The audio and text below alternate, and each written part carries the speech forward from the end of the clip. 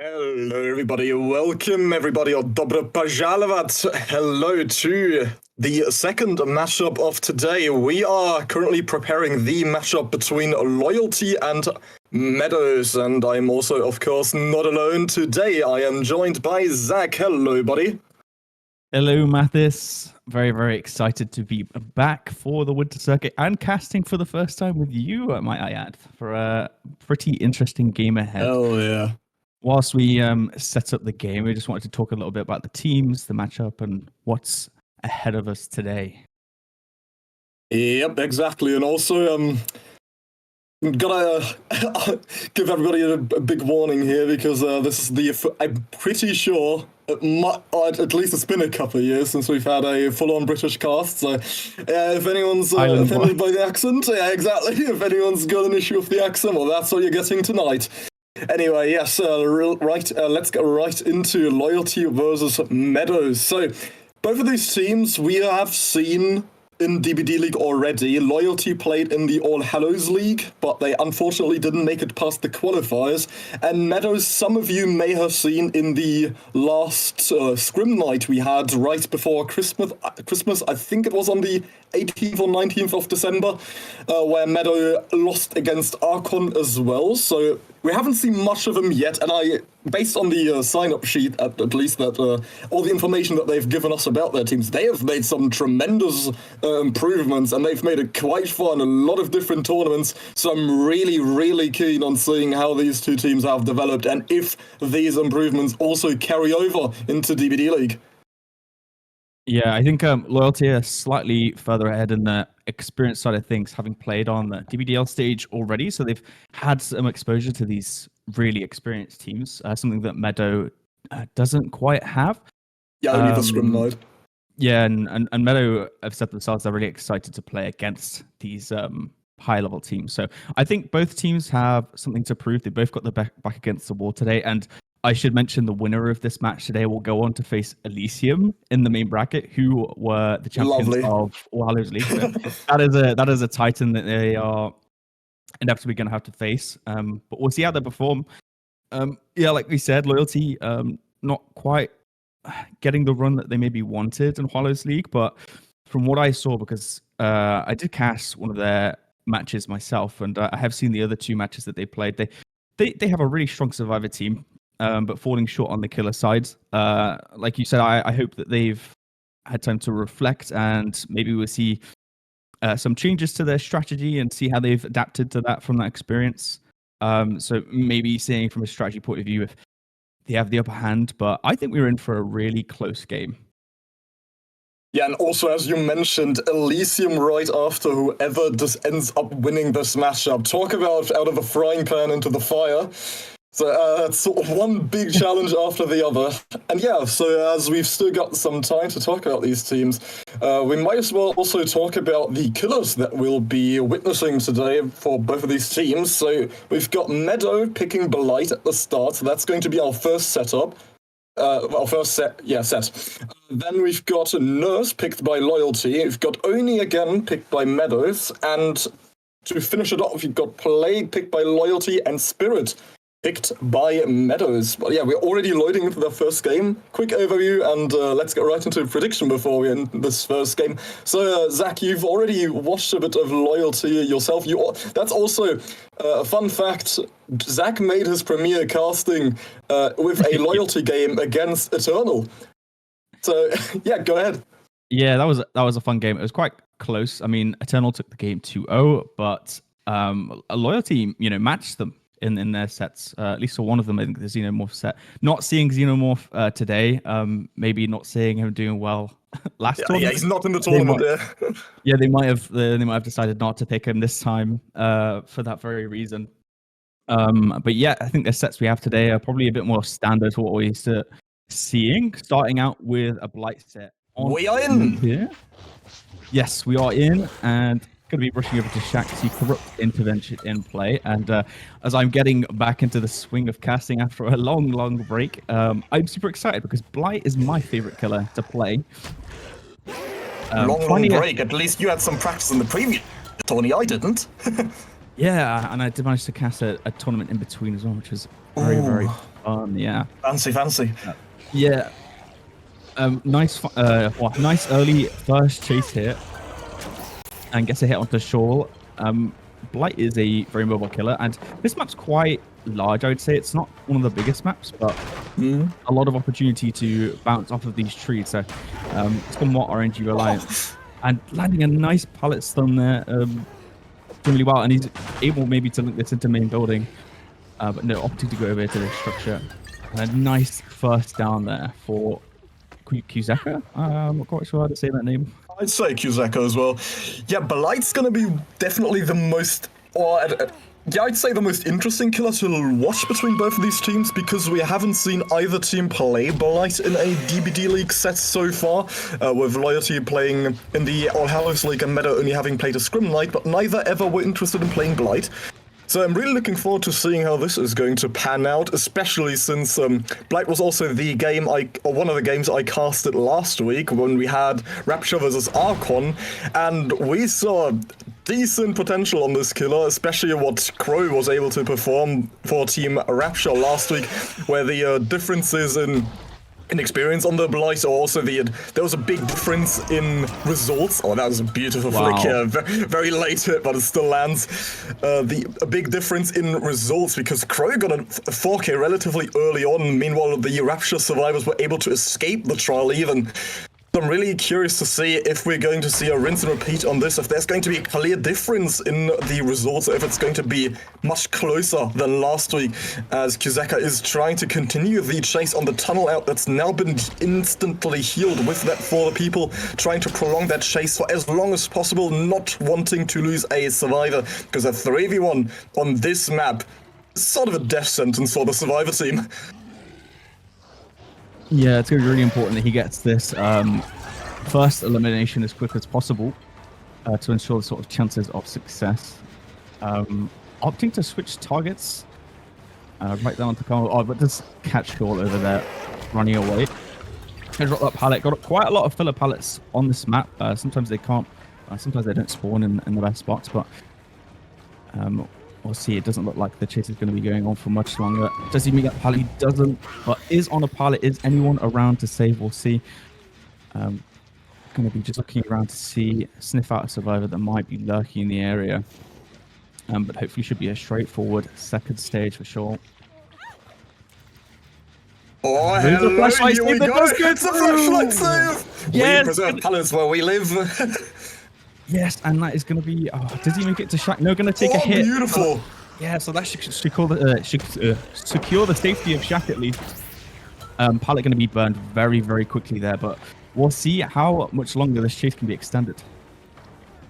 Yeah, that was absolutely beautiful by Karma. First that flashlight save, then right away the pallet drop to build up some more distance between the survivor and the killer, and then I'm pretty sure there was a sprint burst that wasn't even used for the flashlight save right in front of a Blight to take that M1. And I was also informed that this is not the same Karma as we saw on Team Infinity, or the French player that most people know. So, but still really, really impressive gameplay, and he's really making a name for him, especially with such altruistic performances here, allowing Shawl to have the chases that he's trying to pull off here. Also, a very niche Burning of Isaac joke. I'm really surprised that Kuzeka is going for Shawl here, because most players just pick the Polaroid and go to the chest, but no, Kuzeka is out to challenge the Lamb here, going to Shawl. Probably there's gonna be like 2 people in the audience laughing, but worth it. It's good enough for me. Yeah, Kuzeka trying to have or set up his later game here, as we've only got 1 generator popped so far. So at this point now, you've got 1 survivor at the brink of death, and now he's just using that eruption to lock down a certain area in the trial. He does have 1 generator in main building and another beyond, but it looks like he's it's in a pretty sweet spot here with that 3-gen line that he's built up around Shack, with our dying server right in the middle. We see a trade come in by the captain last fear.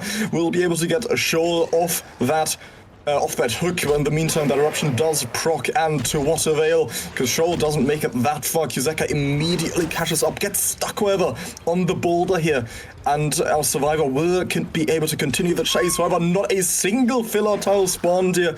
Gotta love RNG, especially on these large open maps. So that chase is unfortunately immediately going to end, as we do see 2 generators pop in the meantime. But Kuzeka is still holding on strong to that 3-gen in the corner of the map. Yeah, it was a really strong hook position because he had 2 eruptions procced on the gens nearby, which have just gone off when the trade happened. That's going to be the first kill secured, and down to 3 survivors. There are 2 gens remaining. They had some progress on that side of the map, but it does look like it has been shut down by the use of pop and eruption.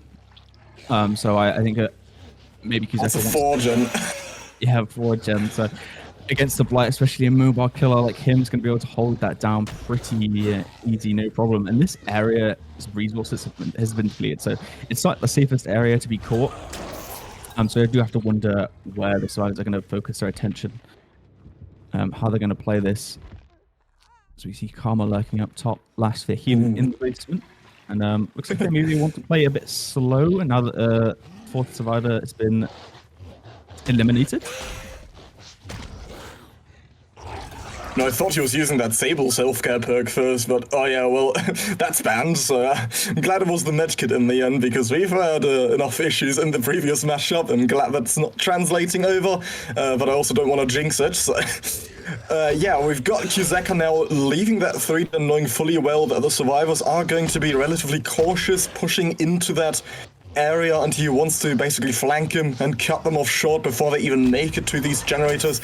Any chase initiated here will essentially start this roll of oppression because of that perk combo that he's still got prepared and up and running for the survivor side. Now, any single down could spell out disaster immediately, because once that 1 down occurs, that's just going to be the pop eruption chain over and over and over. The moment you get that 1 survivor hooked, you can just stay nearby, immediately go for the trade, that's another pop, and so on and so forth. So if Kuzeka plays his cards right here, this is practically unlosable for a Blight player, especially in a 3v1. But I also don't want to count out our survivor roster here, because there's still lots of mechanical errors that can occur on the Blight side, or a lot of successful chases that basically swing the momentum of the trial back into the hands of the survivors. But so far it is looking very grim for our survivor side. We now see that plot twist coming. Karma's trying to reset himself here, similar to how we saw it with that medkit in the basement. All these survivors are well prepared with self-reset perks, so every time Kuzeka tries to get a hit or manages to get a hit on a survivor, they will be able to heal themselves up. For now, at least, because that medkit's only got so many charges and plot twist can only be used once. So we'll see how these resources of the survivor side will hold up against our killer player. Also a nice attempt here by Lastfeed, try to body block, or try to basically stand in the doorway there, because if done right, then the Blight will slide right off you, because he's usually trying to bump on that door frame, but unfortunately he somehow managed to bump on the corner there, and Lastfeed will in the end go down right in the middle of their 3-gen, but that penultimate generator is popped in the distance, and we are reduced down to a 3-gen circled around that basement. This is looking really grim, Zach. Yeah, I do not see a last gen being completed with this basement hook now. Like you said, the pop and eruption chain, and he's able to find the survivors. They were playing it slow, they were stealthing because they realized the situation they're in, but as soon as that first mistake happened, especially around the basement, that's really, I would say, potentially secured the deal. See some scratch marks up here, I believe. But yeah, just gonna control the area, see if we can catch out that second survivor. Maybe looking for the save. I don't know if they want to prioritize trying to get the gen done, but that's just so close. Yeah, look, they're doubling this gen here. Or the toolbox. And the deli. The deliverance, I failed to notice that, actually. Gonna immediately make the way back to Shack, try and secure that town.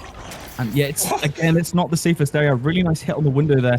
Last year's going to need to do his best to survive as long as possible here. Going to opt to path away from the Shack, maybe sneaking out. Kuzeka, this might be the mistake, because they are doubling that generator with the yellow toolbox, and he's sourcing the locker. I'm pretty sure they're popping that. They are doubling that. So how far is it? Do they have enough to finish that? They are committing to it. They're committing. So they can get it done. Wow. Okay. Fantastic. So they got all 5 gens done.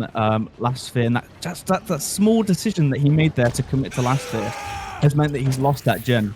Whilst the team may fall now, potentially, getting that last gen done is huge.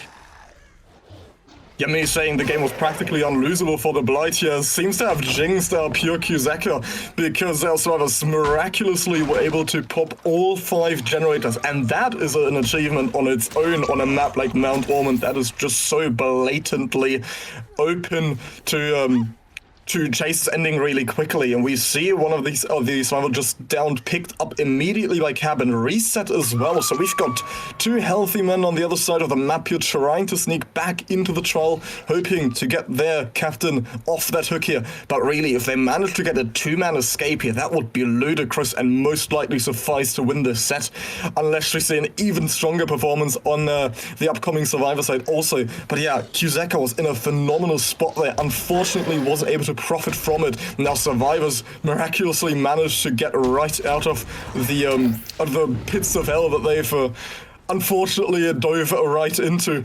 But yeah, even the unlock comes through now, so we've got 3 people scattering, and now really all that needs to happen is one survivor takes the aggro, or takes the aggro. I'm talking to like it's player versus enemy. But yeah, takes the attention off the killer, rather. That's less dehumanizing. Takes the attention off the killer, because then that's just a free escape for the other 2 survivors. We see a desperate attempt here to get everybody out, though. It might be a bit too cocky, but we'll see if our survivors of Team Loyalty actually manage to do so. No, this down does come through. Yeah, is he going to push Jake out? Yeah, Jake's going to be running out of the trial. Not going to be able to stay in. And last fit has reset. Karma's still on the floor. I mean, ideally it's Karma you hook here over last fit and going to secure those stages, because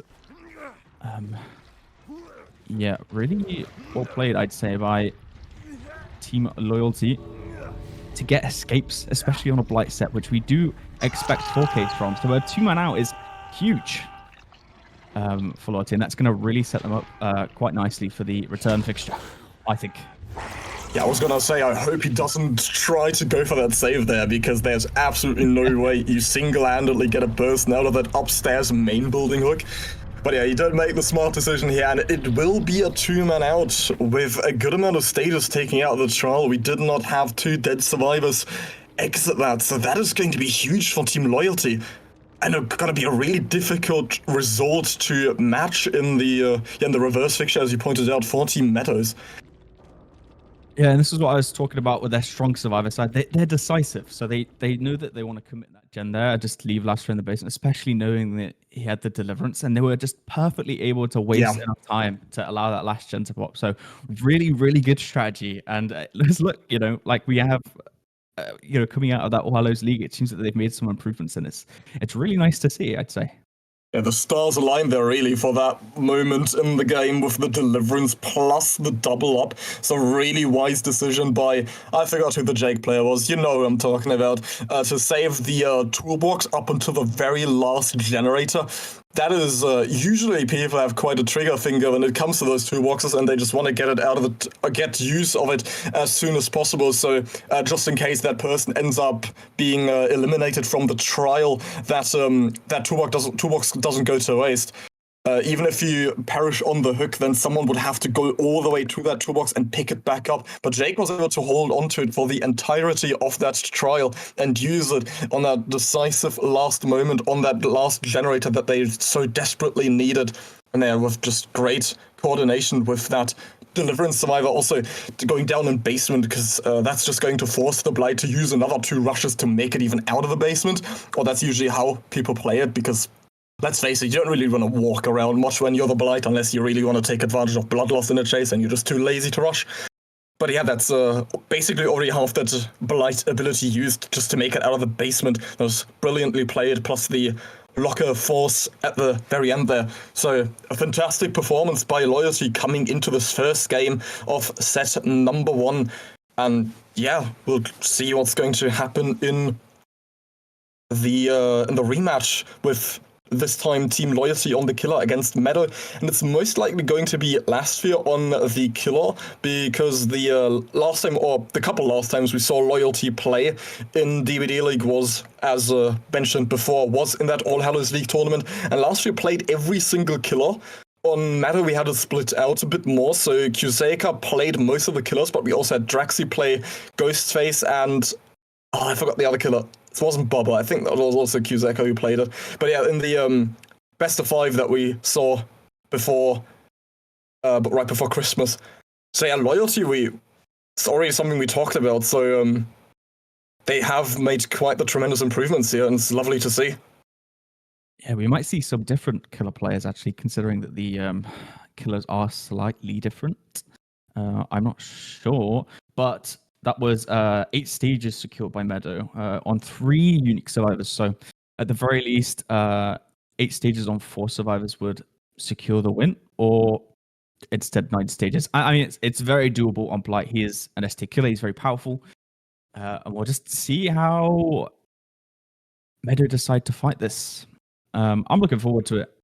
Like we said, it was going to be a close one, and that was a really competitive result that Loyalty managed to secure. So I'm sure that the killer is not going to be feeling too much pressure. I think what would be good for him is to just get a good, strong early game, and set himself up for the rest of the game. Yeah, it's that pop eruption chain that we didn't see much value out of in the previous trial, unfortunately, because that's something that I, speaking from experience, usually have in scrims whenever I play Survivor, that basically the moment it's a 3v1 and one person goes down, it's usually game over, because that pop eruption chain just hammers down the generators over and over again. And yeah, our survivors were able to play around it with that toolbox double that we saw at the very end.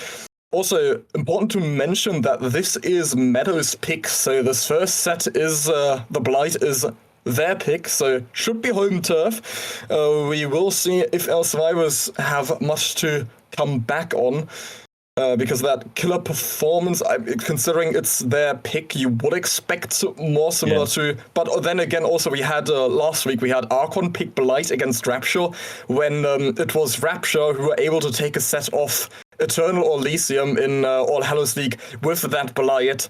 So, yeah, either our teams don't put enough of time into research on the other teams, or they're just that confident on their killer. For Archon, it didn't work out at all, because Crow, the Blight 1 trick in League of Legends terms, just came through much more powerful and much more experienced. So we might see something similar now, but yeah, we shouldn't rule anything out, as we've only seen half of this first set. I'm really curious to see, especially with Omen 3 again. I was asked it last week what the difference really is. Do you know the difference between 1, 2, and 3? Because the only thing I can think of is that Shack rotates a bit, or it's like in different spots each time. And I know one time there's you have Shack basically opposite from that other wooden tower, and I think Ormond 3 is the map where you have the have Shack right next to that wooden hut, and the snowmobile is also on the same side. Yeah, I'm not familiar with them either. I know you can sometimes get the snowmobile in the corner as well, like the really long loop. Yeah, the dead zone there. With the small rock on the other side. I don't know. Ormond got a bit boring, so I think that's why they added the variations.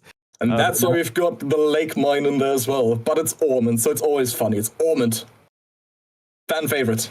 Especially the way when it came out, it was just amazing for survivors.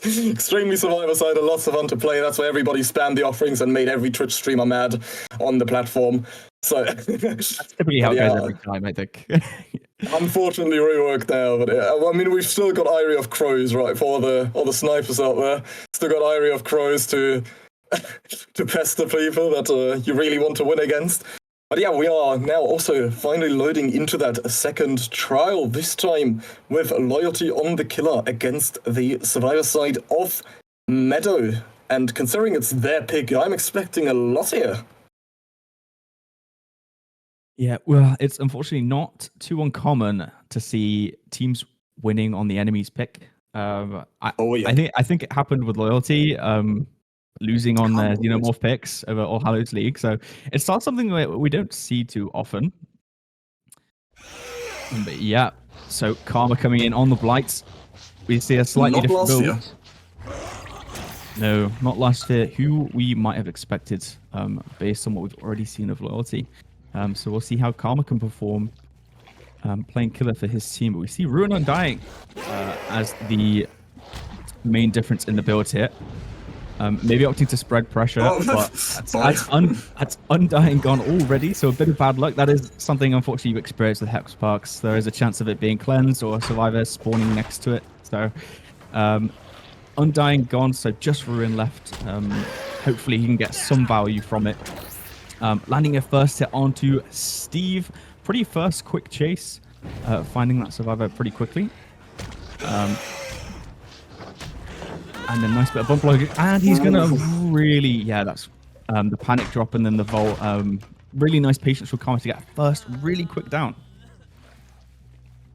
Yeah, the dapper outfit that Steve brought on, unfortunately wasn't enough. Ninja will be our first, I almost said fatality, but that would mean that he's already been sacrificed. Now our first survivor to be put on the ground, and yeah, with that Rune Undying combination, that Undying already out of the trial, but our survivors will be forced to find another Hex Totem.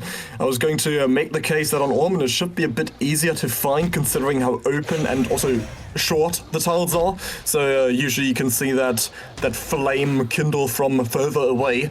But yeah, still it is a larger map.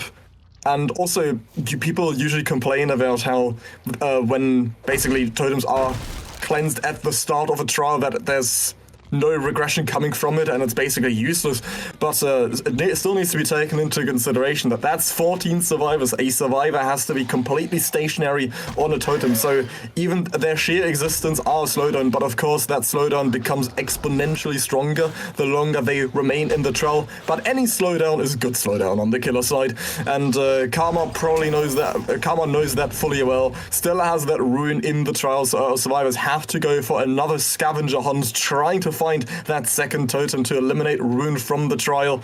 And even if it does happen, Karma still has that eruption up his sleeve for the later trial, and Ninja immediately goes down once more right next to the hook that he was already put on at the start of the trial. So that's going to be, never mind, no second stage. We see that decisive strike come through. Very important to use that early on, considering that Ebony Moris are allowed. Karma trying to profit from a panic drop here, but that camera gets turned around 180 degrees and he loses complete track of Ninja, who will now be able to make some significant distance, knowing that the Blight has run out of rushes, but unfortunately there's absolutely nothing to play nearby. Goes down on the next pallet. We might have a rinse and repeat of the previous game where someone is nearby for that pallet save, but no, it would have been too ironic because Karma was also that survivor in their first trial that did get the flashlight save on that pallet and went in for the hit tank right after, but unfortunately fate is not coming to haunt him, or good for him, but bad for the survivor side, who have in the meantime been able to trade a 2-hook status for 2 generators.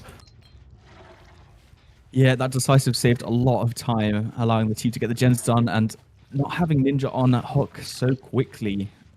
We don't see much progression on main building. I do wonder what the gens are working on, but gonna just patrol that area. You can see there's a lot of open space, so he's able to get a lot of vision on that side of the map. But sees some scratch marks, has caught out Lily here, and it lands a hit on that pallet. Going to swing through it, not going to land the pallet drop in time. And I don't think you make this trade in time. You do not. So that's going to be Lily on the floor. And Ninja's going to go. I think Ninja's eliminated. So this is a huge win for Karma if you can snowball off of this. And yeah, lands a hit onto Nancy. Finds Kuzeka running for the save. They're trying to survive. There's no way. Save the life. Okay, so they do get the save, but that's 2 survivors on the ground. And if he opts to slug, no, he's going to pick. Okay, so Ninjas runs off towards Shaq. And Kuzeka's going to be on the floor. Yeah, I'm going to opt to chase after Ninja's here. And the decisive already been used. Going to drop Shaq immediately. And is on the unsafe side of the map. Cornered by the Shaq area. And yeah, unfortunately, going to go down. So that's going to be Ninja's dying as I'm seeing a bit of a laggy light. But yeah, Mori coming through. And I think an unhook was heard in the distance just then. Oh yes, absolutely. Our survivors are trying to reset while Karma is stuck in that Mori animation, getting some revenge for that decisive strike. Karma just went up to Ninja and said, "Yo, buddy, I've got a decisive strike on my own. Taste this." And in British fashion, he went to come dine with me.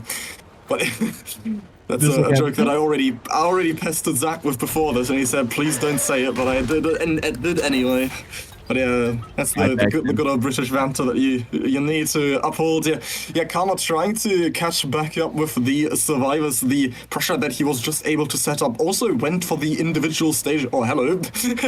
Sort of running right into the face of the killer there, but Karma didn't notice in time and ended up double backing, not being able to profit from Juggernaut going for that. Hello, good morning, sir.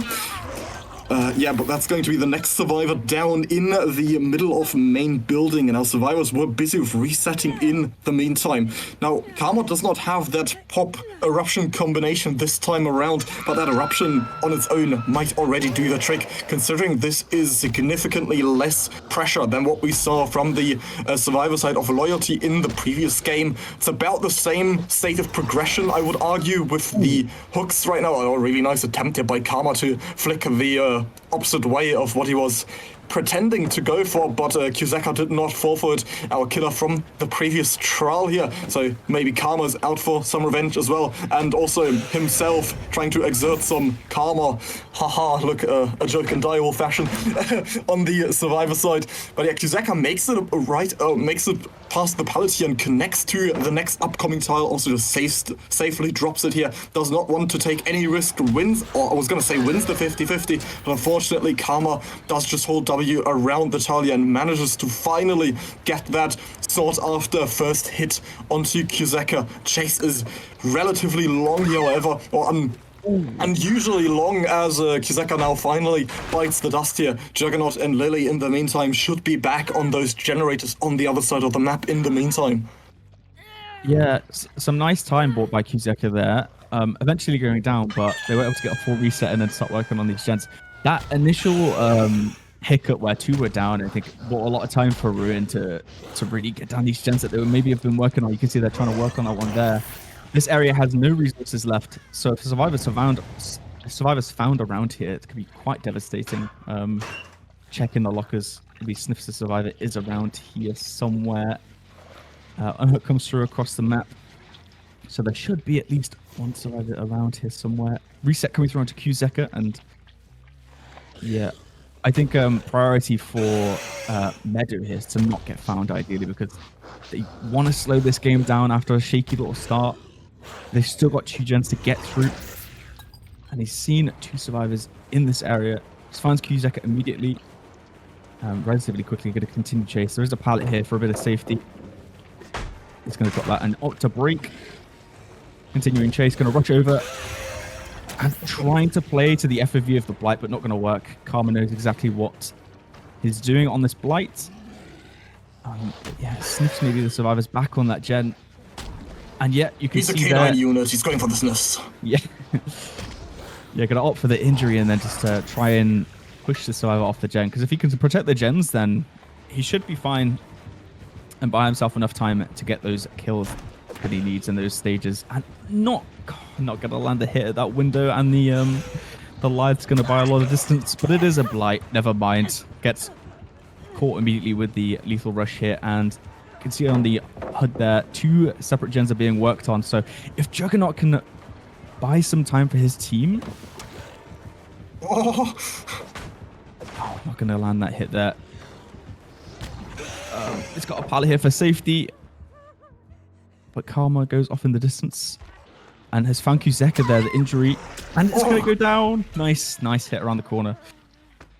Yeah, that's what happens when you don't put your belt on the conveyor belt at airport security.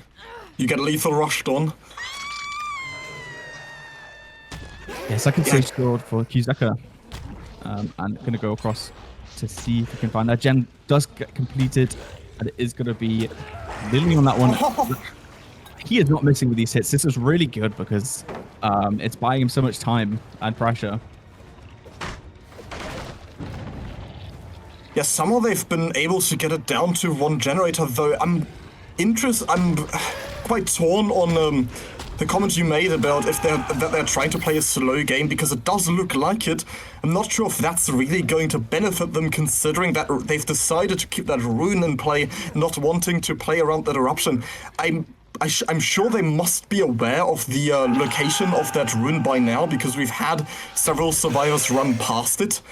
So yeah, but rune sort of makes or forces survivors to play it a bit faster, because of course, whenever you're not on a generator, that's just going to be free regression for the killer. And that eruption is where you would want to play slower, because the killer can only kick a generator so much, and you may want to make sure that no one goes down to avoid the eruption regression. So yeah, I feel like they would have profited more in this game if they had cleansed that rune earlier.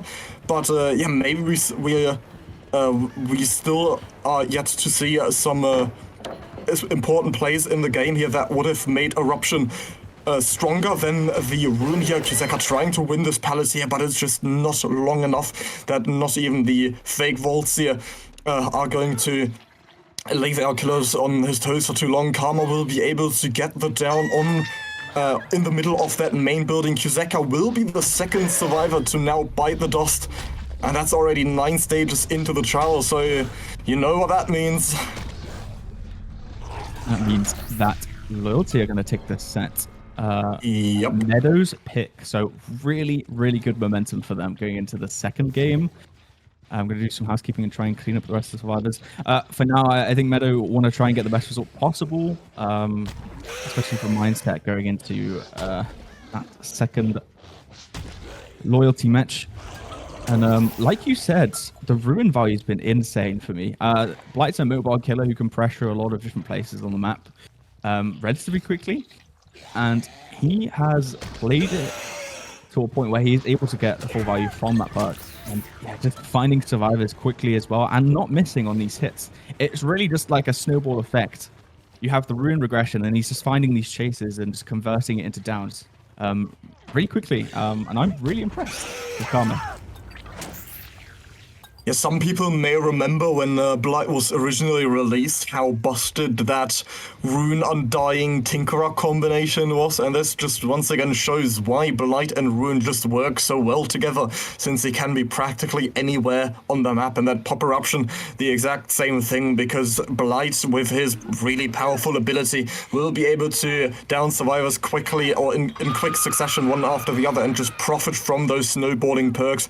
And with Rune, he's all over the map. He can constantly force survivors off the generator, similar to how Hillbilly operates, or even Nurse profits from Rune the most. It's the weird type of balancing that we have with Dead by Daylight perks in general, where the strongest killers in the game profit from the strongest perks the most, especially with Rune, because that's really where those fast map traverse killers will level up from, essentially. So, and yeah, Karma is putting it to show that Eruption not even necessary, practically playing with only 3 perks this entire trial. We do see that Deliverance now, so our survivors will still try to go for that last generator pop, and Karma is also far from that 4-gen we saw in the previous game, so, and still will be able to most likely 4K this if he manages to find our Deliverance survivor in due time. Oh no, it was a second wind actually, it wasn't a Deliverance. Sorry, I apologize for that one.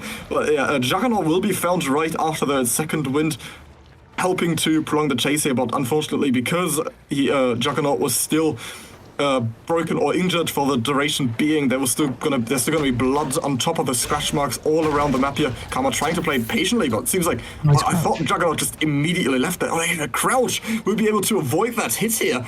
Karma is still trying to finally get the down onto Juggernaut. In the meantime, Lily should be on a generator.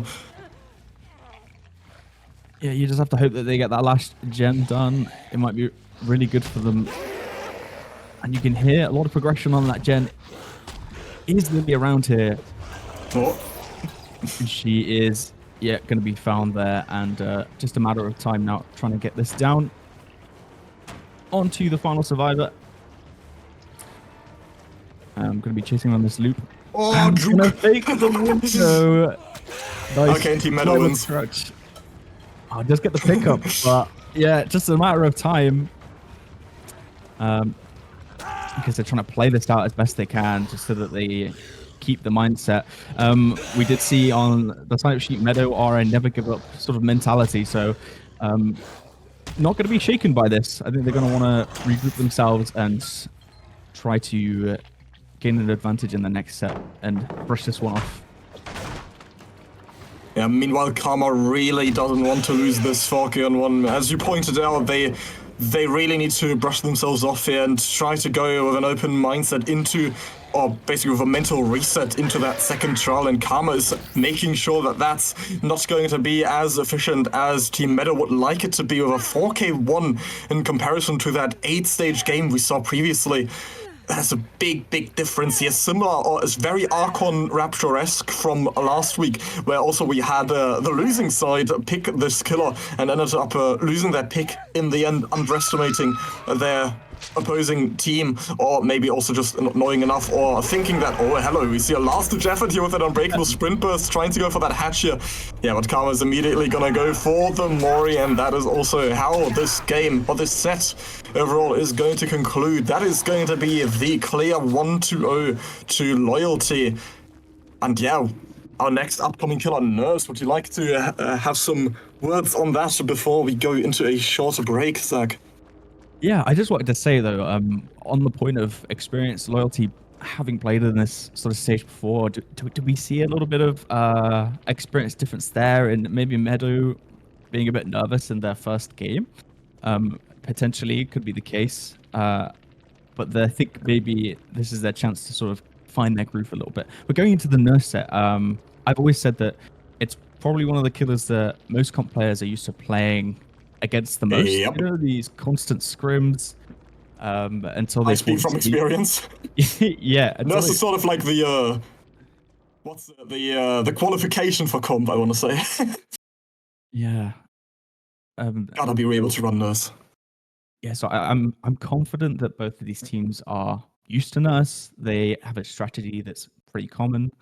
It's pretty straightforward. We see most Nurse games go a kind of similar way. Of course, expecting a 4K, similar to Blight. But yeah, I think that we have a lot to look forward to in the next set, and just seeing how Meadow sort of ready themselves. But yeah, we'll be back after a short break whilst we set this game up very quickly. Don't go anywhere. Stay tuned. Hello, everyone, and welcome back to this set. Loyalty versus Meadow. We're now on the game at number 2 on the Loyalty pick of Nurse, and we have Last Fear, the killer player for Loyalty we are all used to seeing on this Nurse, Groaning Storehouse number 1. And making his way over into the Corrupt Intervention area to see if he can catch out a survivor. We see Build in play, Eruption, Ruin, Gift of Pain, and Corrupt. So a nice mix of perks there. And just going to be going around, seeing if you can see someone off in this area. Nurse, like we said, a killer that everyone is used to playing against in the scene. The qualifying killer, the qualification.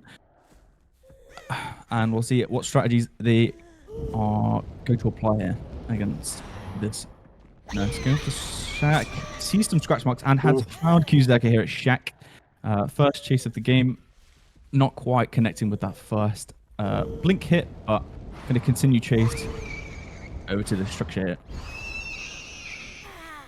Ooh, so far beautifully played here by Qzeka. Will be able to avoid that first barrage of blinks here. 4 or 2 separate blink sets will be avoided. That's going to cost a lot of time for last year, because as everybody, every Nurse player knows, every player by this point knows that every missed blink can cost a tremendous amount of time for the Nurse.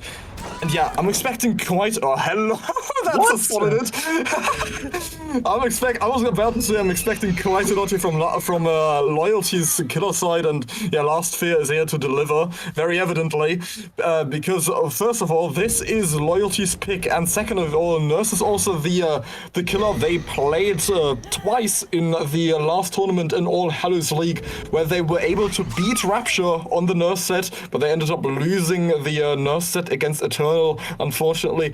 They did pick both of their winning sets against Eternal, so they won Xenomorph against Renaissance, and they won Nurse against Rapture, and they picked Xenomorph and Nurse against Eternal, but unfortunately lost both here.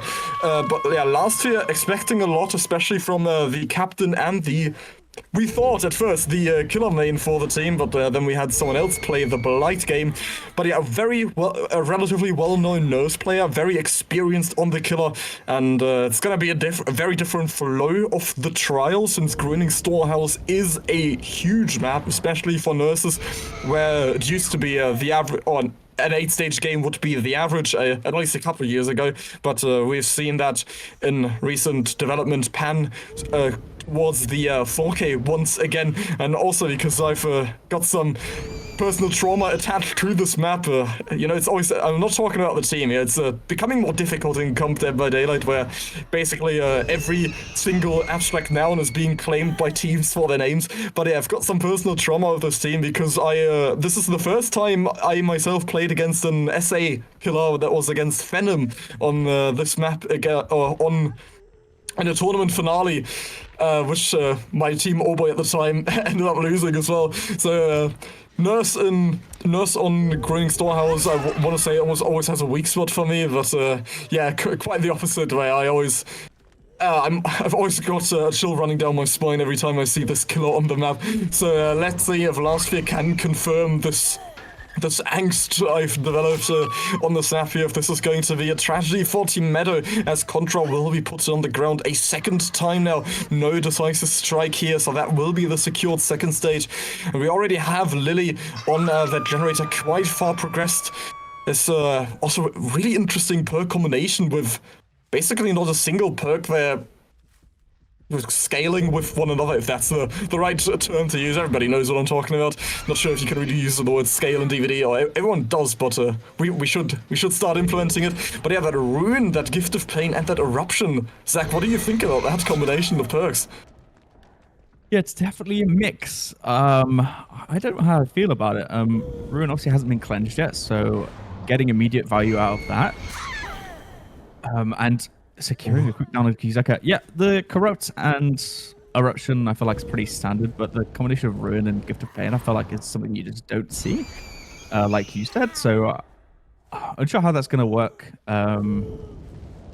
Playing those perks together is obviously going to slow down on the Onyx if they are placed on a Scorch Hook. I wasn't too sure if the one that Contra went back onto was a Scorch Hook, but he is searching in this area. The Unhook does come through and he sees some scratch marks, but Kuzeka's going to be left sleeping over there in the corner of the map.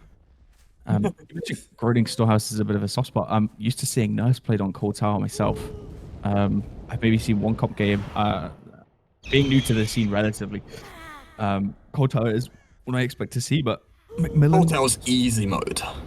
Yeah. Had that big main building, of course, to break a lot of line of sight too, and Pickup's going to come on from Lily onto Kuzeka, and last hit is going to continue chase onto the injured survivor. Secure that down, and Contra narrowly escaping death. Not going to be able to secure that tunnel out, which is going to be quite a big thing, I think, for the mid game, because you're going to have those 4 survivors alive, and they're going to be able to maintain that gen efficiency. And Kuzeka does go down relatively quickly, but does take the Nurse to the other side of the map. So I think they're doing relatively good in terms of prolonging these chases and keeping Contra safe as well, to keep those 4 survivors alive. So wouldn't count Meadow out. Last year really needs to get some momentum going, though, I think. Yeah, dying in corners is crucial on a huge map like this, and as you pointed out, losing that tunnel out on Contra is seismic for our survivor side. That basically eliminates or nullifies all the pressure last year was so desperately trying to build up in the early stages, and being stuck in a 4v1 as the killer on Groening Storehouse is very, very difficult to play around and come back from. And Contra is working on this generator close to Shack. This is also roughly where last year was last spotted, but yeah, closer to Lily. Might actually find Contra here now, because I'm pretty sure, oh no, that will once again be Lily on the those logs here. Contra as far away from the action as possible, just working on those corner gens, since that is really what you want for your tunnel out. They cannot be spotted. The moment that the killer manages to see just for a split second that tunnel out, that could already spell disaster, because there is no way last year would then once again let go of him, allow him to escape, evade the Nurse's grasp once more, and it will in the end now be last year pivoting towards a different tunnel out here. Does get the feedback from the generator pop, so that could have only realistically been Contra, as Lily was on that logs generator, and we had Juggernaut and Kizeka on the hook here nearby. So that Rune is now also finally eliminated from the trial, and that second tunnel out had that decisive strike. That is disastrous for last year. Everything that could have gone wrong here did end up going wrong. It's only the chasers that are keeping him in the trial, these fast downs on our survivors that maintain the pressure exerted by the nurse here. But that is that penultimate generator popping any second. There we go. And that is one generator remaining, with every survivor still in the trial. Yeah, a bit of a disaster really for Lassphere. Just so happened to be that decisive player, and they have the Tory Juggernaut, the Deliverance player, going for these rescues. It's so smart. They're executing this strategy. I'm sure exactly how they want it to go, and it's really working out for them. Nancy's still on the hook, and this gen spread is not ideal either. Not able to hold such long distance. I mean, you have your blinks, but you would ideally want the gens closer together in a situation like this, because essentially you have one player lurking for saves, and then you have two potential players going for those gens, and you see look how close this gen is. Ruin has been cleansed, but it's going to apply Eruption. So if you can get it down here, that would be really good. See some scratch marks, so knows somebody is in the area. Somewhat. Reset comes you onto Kuzek across the map, and yes, it's going to be Lily caught out here on the ace, and really needs a quick down. Would be so ideal, and it is going to be a very, very quick chase for Lassphere. Going to get Eruption down onto that gen, and this is the crucial thing. So Lily's hooked near the progress gen. I don't think there's much progression on the rest. I can imagine the teams are just trying to split the pressure a little bit, but this little chokehold that he's got here in the middle of the map might mean that he's able to sort of prevent A, the gens being worked on, and B, there's someone else. Never mind, there's someone else over there. I did not realize there were two survivors over there. Managing to avoid face. And there's, it's going to be Contra, so this is going to be the Death Hook survivor. Contra going to be found out, and will he get the down?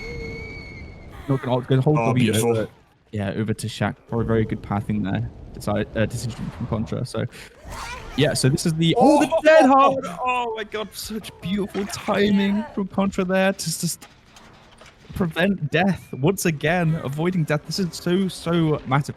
Lassphere needs to get a kill here. It's the only way to get back into this game then, I think.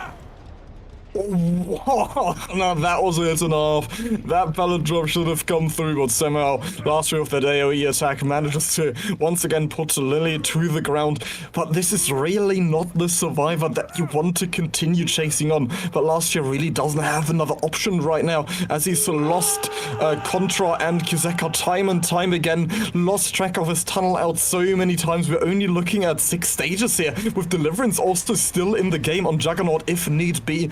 So this is also now the issue, because Lassphere obviously should go for Juggernaut here to secure another 3 stages, but that's going to be impossible with that Deliverance activated on that survivor. So that is going to be super difficult to play around.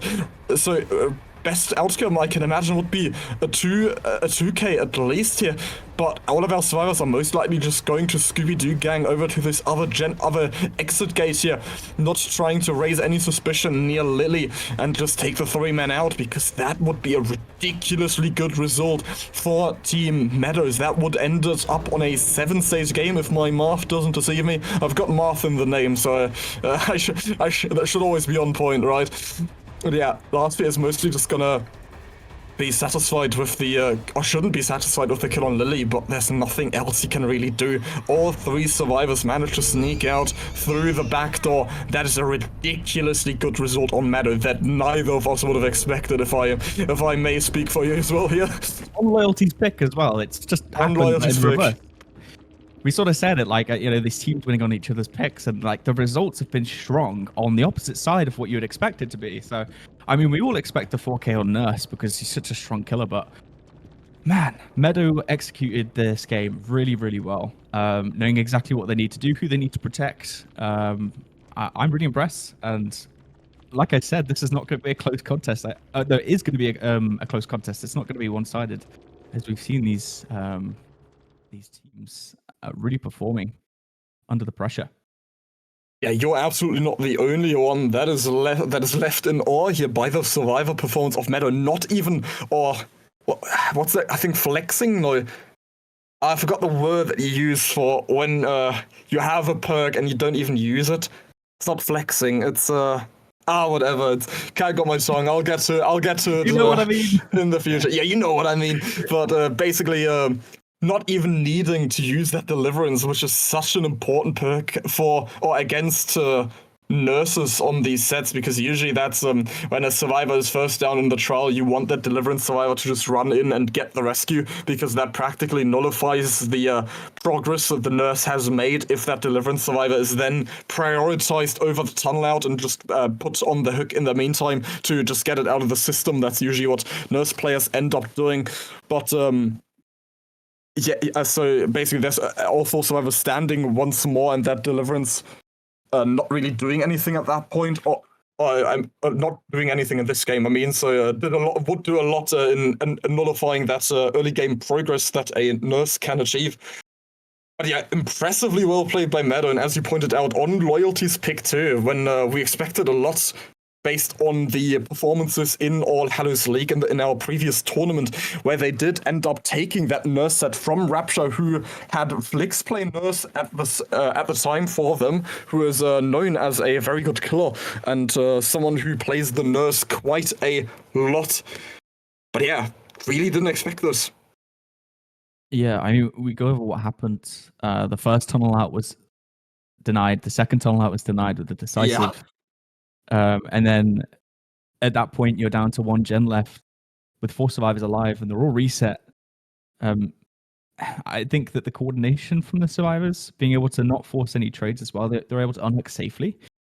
And they designate that to the deliverance player, which is perfect. It really sort of snowballed the game for them. And Lastville wasn't really able to sort of snowball any pressure because of just the sheer safety that I guess he was allowing. I mean, he wasn't able to spot any of the people going for the save, so maybe it was just a bit of bad luck on the timing. Didn't really see any value from the perks either. Maybe some eruption procs. Ruin was cleansed probably midway into the game, so yeah, his build not helping on top of just the really good coordination from Meadow. So yeah, they definitely found their feet after the first stumble in the first game, and yeah, they're showing that they're here to play, which I really like, to be honest. Yeah, how can you not? It's really fortunate timing, but for Contra that he was able to stay out of line of sight of the nurse for the entire duration that last year was so desperately trying to locate him on the map here. Yeah, Contra makes me think of that video game from way back in the day, if anyone still remembers that. I mean, that was much before I was born as well. So, but yeah, that's a really difficult game. So maybe that's what he grew up with. Maybe he's used to the tough conditions that Dead by Daylight can provide as well. Because Contra is a much more difficult game than Dead by Daylight, maybe he's gone through that. I think SNES, it should be SNES bootcamp when games used to be much more challenging.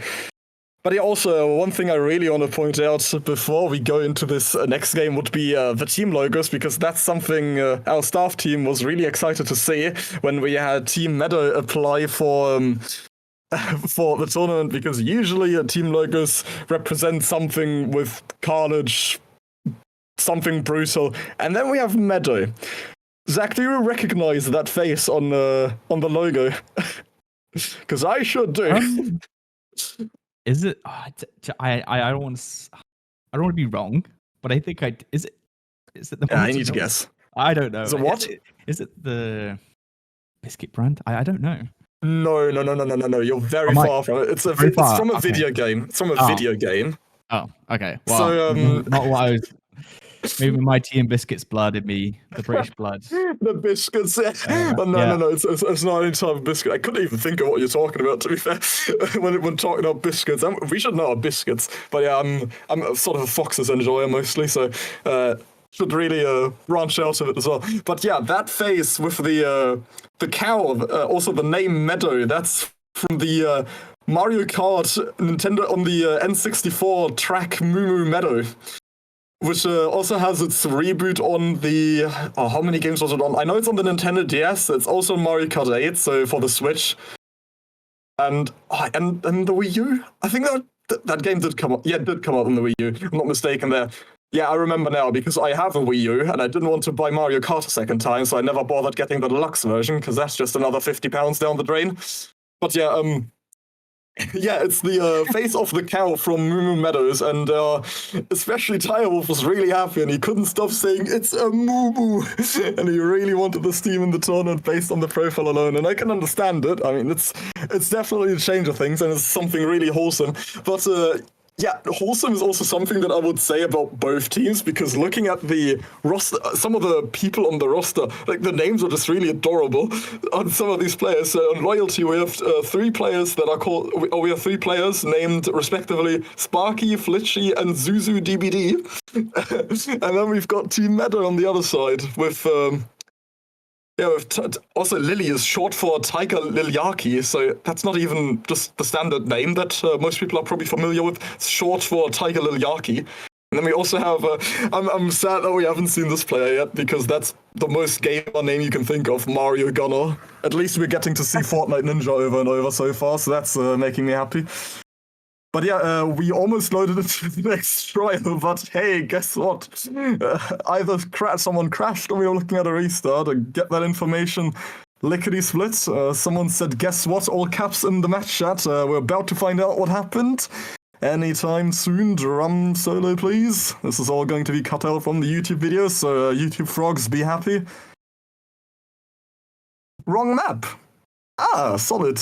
Well, maybe we didn't pick the map at all and we ended up getting the right one.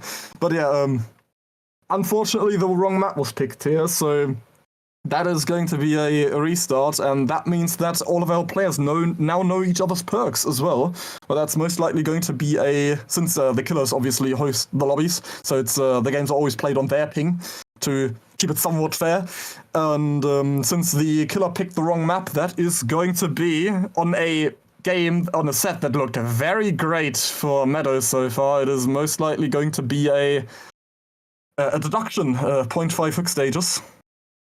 Luckily, it's not the wrong perk that was brought into the game, because then our killer would be forced to play with 3, similar to how survivors would do it whenever they offend our balance. But yeah, do you think the 0.5 status is going to do much here?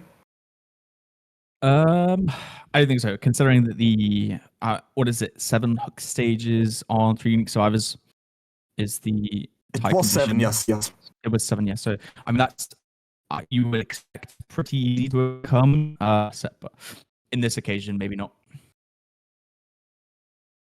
So I think that Meadow can just bring this one home, even out the scoring, and then hope to take the advantage in the Oni set.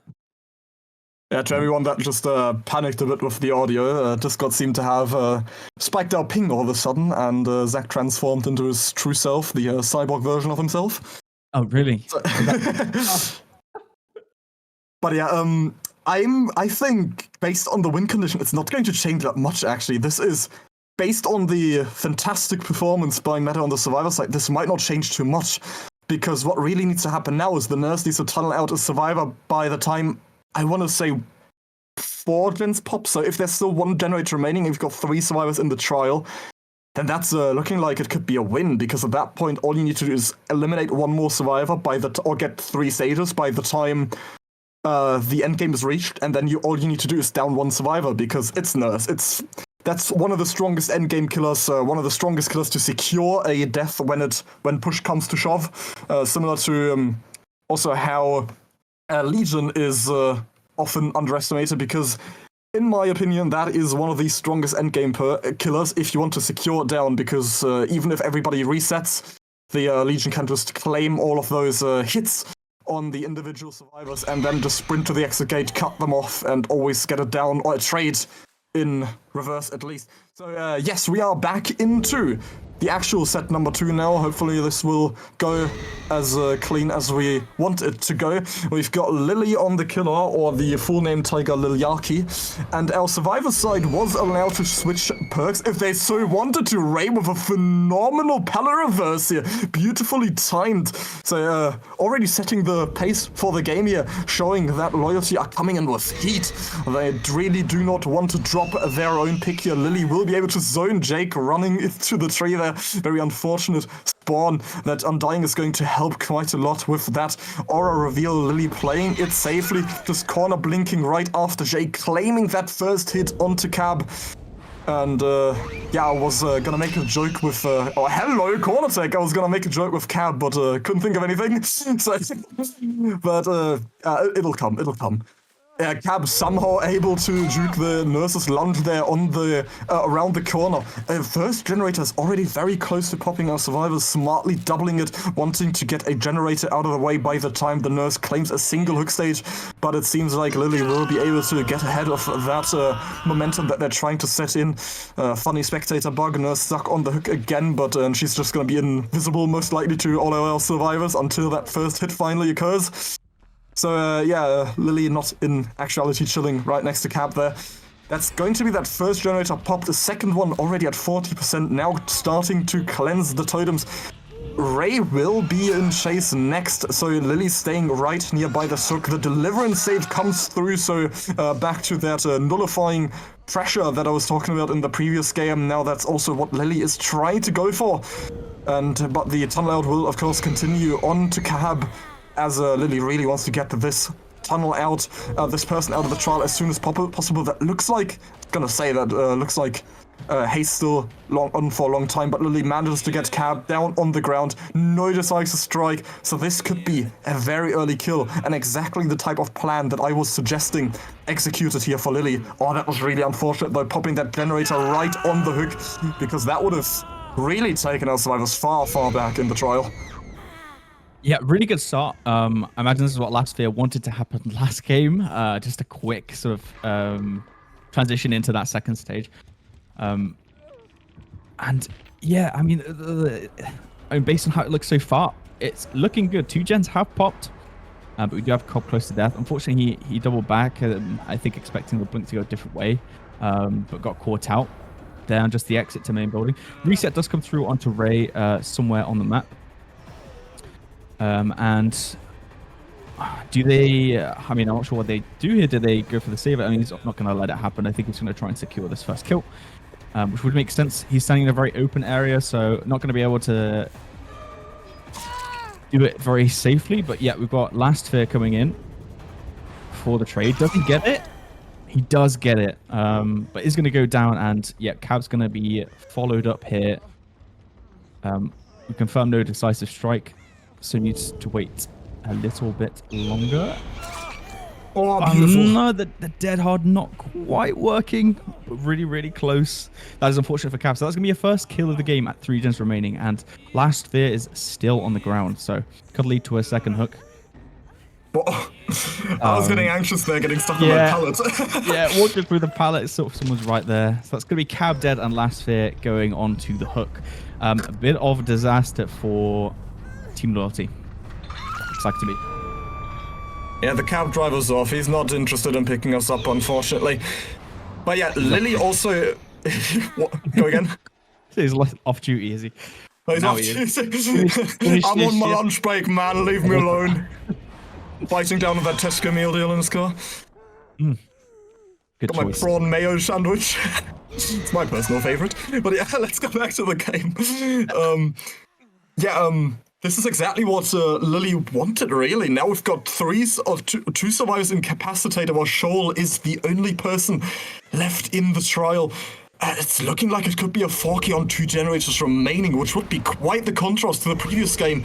similar to also what we saw in Blight, really, or even better, the difference here. I'm super surprised and really happy that Meadow have been able to find their footing and have, or at least Lily, being able to build up so much pressure. We do see a lot of second chance perks being used here, so that will be, or at least for a short period of time, will be all 3 survivors back on their feet, at least. So, and we also see that plot twist being used now, so both of these survivors will be able to heal themselves, one with that medkit, one of the plot twist. So maybe they're out here for a big comeback. We do have the Deliverance still active on Ray. Also, the it's really difficult of Lily doesn't get the heal off in time here. Lily finds him. That's every survivor incapacitated. It's only our plot. It's up to our plot twist survivor. Still has that unbreakable. Lily not expecting the unbreakable, so will immediately head off here. But also what I wanted to comment on was whenever Lily was staying near the hooks to secure the next stages, even if someone came in and Lily went for that early hit, he would just be able to blink right after our survivor. And even if the trade does come through, that's another survivor on the ground, and that will be a third survivor forced to go in for the pickup. And of course, the person that was just unhooked will be forced in the chase. So that's always 3 survivors incapacitated, essentially, not being able to work on any of the generators. That is Last Fear being spotted. The borrowed time, it barely comes through. You're not spamming M1 hard enough. Will Lily be able to get that down right after? He will, and that is not going to be enough time for our survivors to get the reset and scatter. Maybe we do see a little... Oh, actually no, Lily opts to go back for Last Fear and claims another stage here. Playing it super safe. Maybe trying to secure the win condition and instead of trying to slug, maybe thinking being greedy might not pay off. If we can secure the stages, then secure the win. That's good for Meadow. And he knows he's in a good position because of the fact that he's got 3 injuries. Now that's a down onto Ray. I just want to mention as well the first down that we saw onto Ray. I believe he was recessing next to a Dull Totem, which supplied the vision for the nurse. I was going to say, because they're self-resetting, it's really good because they, they don't need to help each other. The epitome of confidence. They need to not be found, but unfortunately for Ray, the perk, a bit of bad luck there. Resetting next to the Dull Totem, saying, "Hi, I'm over here. Come get me." He wants to be seen. That's the play. Yeah. It's to intimidate the killer. What a Chad sees the Dull Totem, like, I'm gonna heal on anyway. Unbreakable vigor. Yeah. It's going to be first look for Ray, who I believe does have Deliverance. Yep. Last Fear and Shaw can be injured. Ideally not going to be found. They're going to want to reset somewhere quite safe here to keep this game alive, but I don't think they're going to get another gen done. Yeah, Deliverance being used. And I mean, Lily, your priority here is just hucking people, I would say. Loyalty are doing really well to fight this pressure. Yeah, right now, I would say. I must say that's super impressive so far, because most teams would turn. How? No, that did not just happen. A 0 window fake out of the blink. I've never in my 9 years of DBD, on 8.5 years, seen that. He's gonna need this chase to go on. So, he's found the locker. No, never mind. This time, fallen from grace. Yeah, the time saved by Last Year there was really good, but they don't have enough progress on that gen. Oh, they might get it done. Do we see a 4th gen completed? Juggling the DS, hello? Yeah. 2018 is calling. That is Last Fear dead. They may see a 4th gen done here, which would be good for, I suppose, mindset, but they are looking at a loss. Yeah, and as the generator also pops, that's just basically going to be immediate feedback to the killer, where at least the one survivor has been hiding. So I'm expecting that Lily will be able to find a close finish to the Australia. Yeah, does end up finding Shawl here. Tries to go for that double back to make Lily second guess himself, but to no avail. Never mind, the nurse gets stuck on the tree there. Not sure if that was a body block or just a mistimed blink, then underestimating the girth of that tree, not making it all the way through. But yeah, I just want to point out again how most people would absolutely crumble under the pressure. Lily has been able to put, or have, I'm pretty sure that we've had 2 occasions now with all 4 survivors on the ground. We've seen that Unbreakable comeback, we've seen the plot twist comeback, we've seen the Deliverance comeback. So if anyone needs an example of perk value, it is this very game here. It's absolutely bonkers what we've seen so far, and they're still fighting for it. But I'm pretty sure with 2 eliminations, that's should be 2 stages on Shoal and 1 stage on Array. I don't have my pen and paper out this time to count the individual stages, but I'm pretty sure that's already the win, despite the 0.5. Yeah, even with the 0.5, I think that's the win secured. Just a matter of cleaning up. Both survivors still injured, just trying to hide, I think. Yeah, I don't suppose... I mean, it's just a sort of fighting for pride. Oh, a reset happens, okay, on both survivors. And League is going to be trying to find them. No vision, no information currently on them. What's that gen completed, but not able to find the survivors following that. I'm loving the fighting spirit so far, really. Yeah, maybe we see... It's admirable. Maybe we see another undying value. Someone unexpectedly walking past it. Who knows? Ray hasn't had enough yet. Yeah, just on top of this hill, trying to find... And I think, yeah, so standing on that hill, he did see, I believe that was Ray, running off into the sunset. It's going to be hunted down, though. Yeah, sees these scratch marks. Did they double back? They did double back to Shaq. Oh, this is where it all began. The first juke. And Ray's back at it as well. Going for the 1v1, maybe. I don't know. Yeah, so just going to continue chase onto Ray. Shaq is dropped, but the good passing from Ray, to be honest. Double back to Shaq once he realized he'd been seen, and then using Shaq to hold W away. Using that line of sight, which is very important against the Nurse. Blocking that. And yeah, just following around. Do we hear a gen in the distance there? Being worked on. I wonder where Shoal is. And yeah, hit's gonna land. Gonna continue this chase here around the shack. You know, something's been missing to me this entire time. It's the chase music. I just noticed. You know, I'm so focused on the gameplay itself. It's too quiet. Yeah. I'll sing it next. I'll hum it next time we're in chase, and you can continue casting over my humming, which I can imagine everybody's going to appreciate in chase in chat. But yeah, I was gonna point out how individual skill might shine here with Ray in that chase, but we do also need to take into consideration that when there's only 2 survivors in the trial, there's only so much you can do wrong on the in the map here, where it basically becomes your own personal playground. And that is also why we usually see such long chases if they're just for show at the end of the trial. So when 3 survivors are already eliminated, you still see the last remaining survivor put some effort into it, put some elbow crease into that last chase. But at that point, they have that entire map to themselves. They can focus solely on their chase. They don't need to call out their location. Don't need to ask where they should run optimally to avoid any of the generators that that their teammates are working on. But yeah, the shack is kicked, the entire shack. Nurse huffs, puffs, and blows the entire house down. But it goes for the hash kick. Does find Shoal on that exit gate as that first lamp is lit as the second one as well. That chase starts, and promise shall be delivered. Trying to make the chase music here. But yeah, thankfully I don't have to do it for too long. We're literally putting quick work to that down onto Shoal, and that is a remarkable 4K.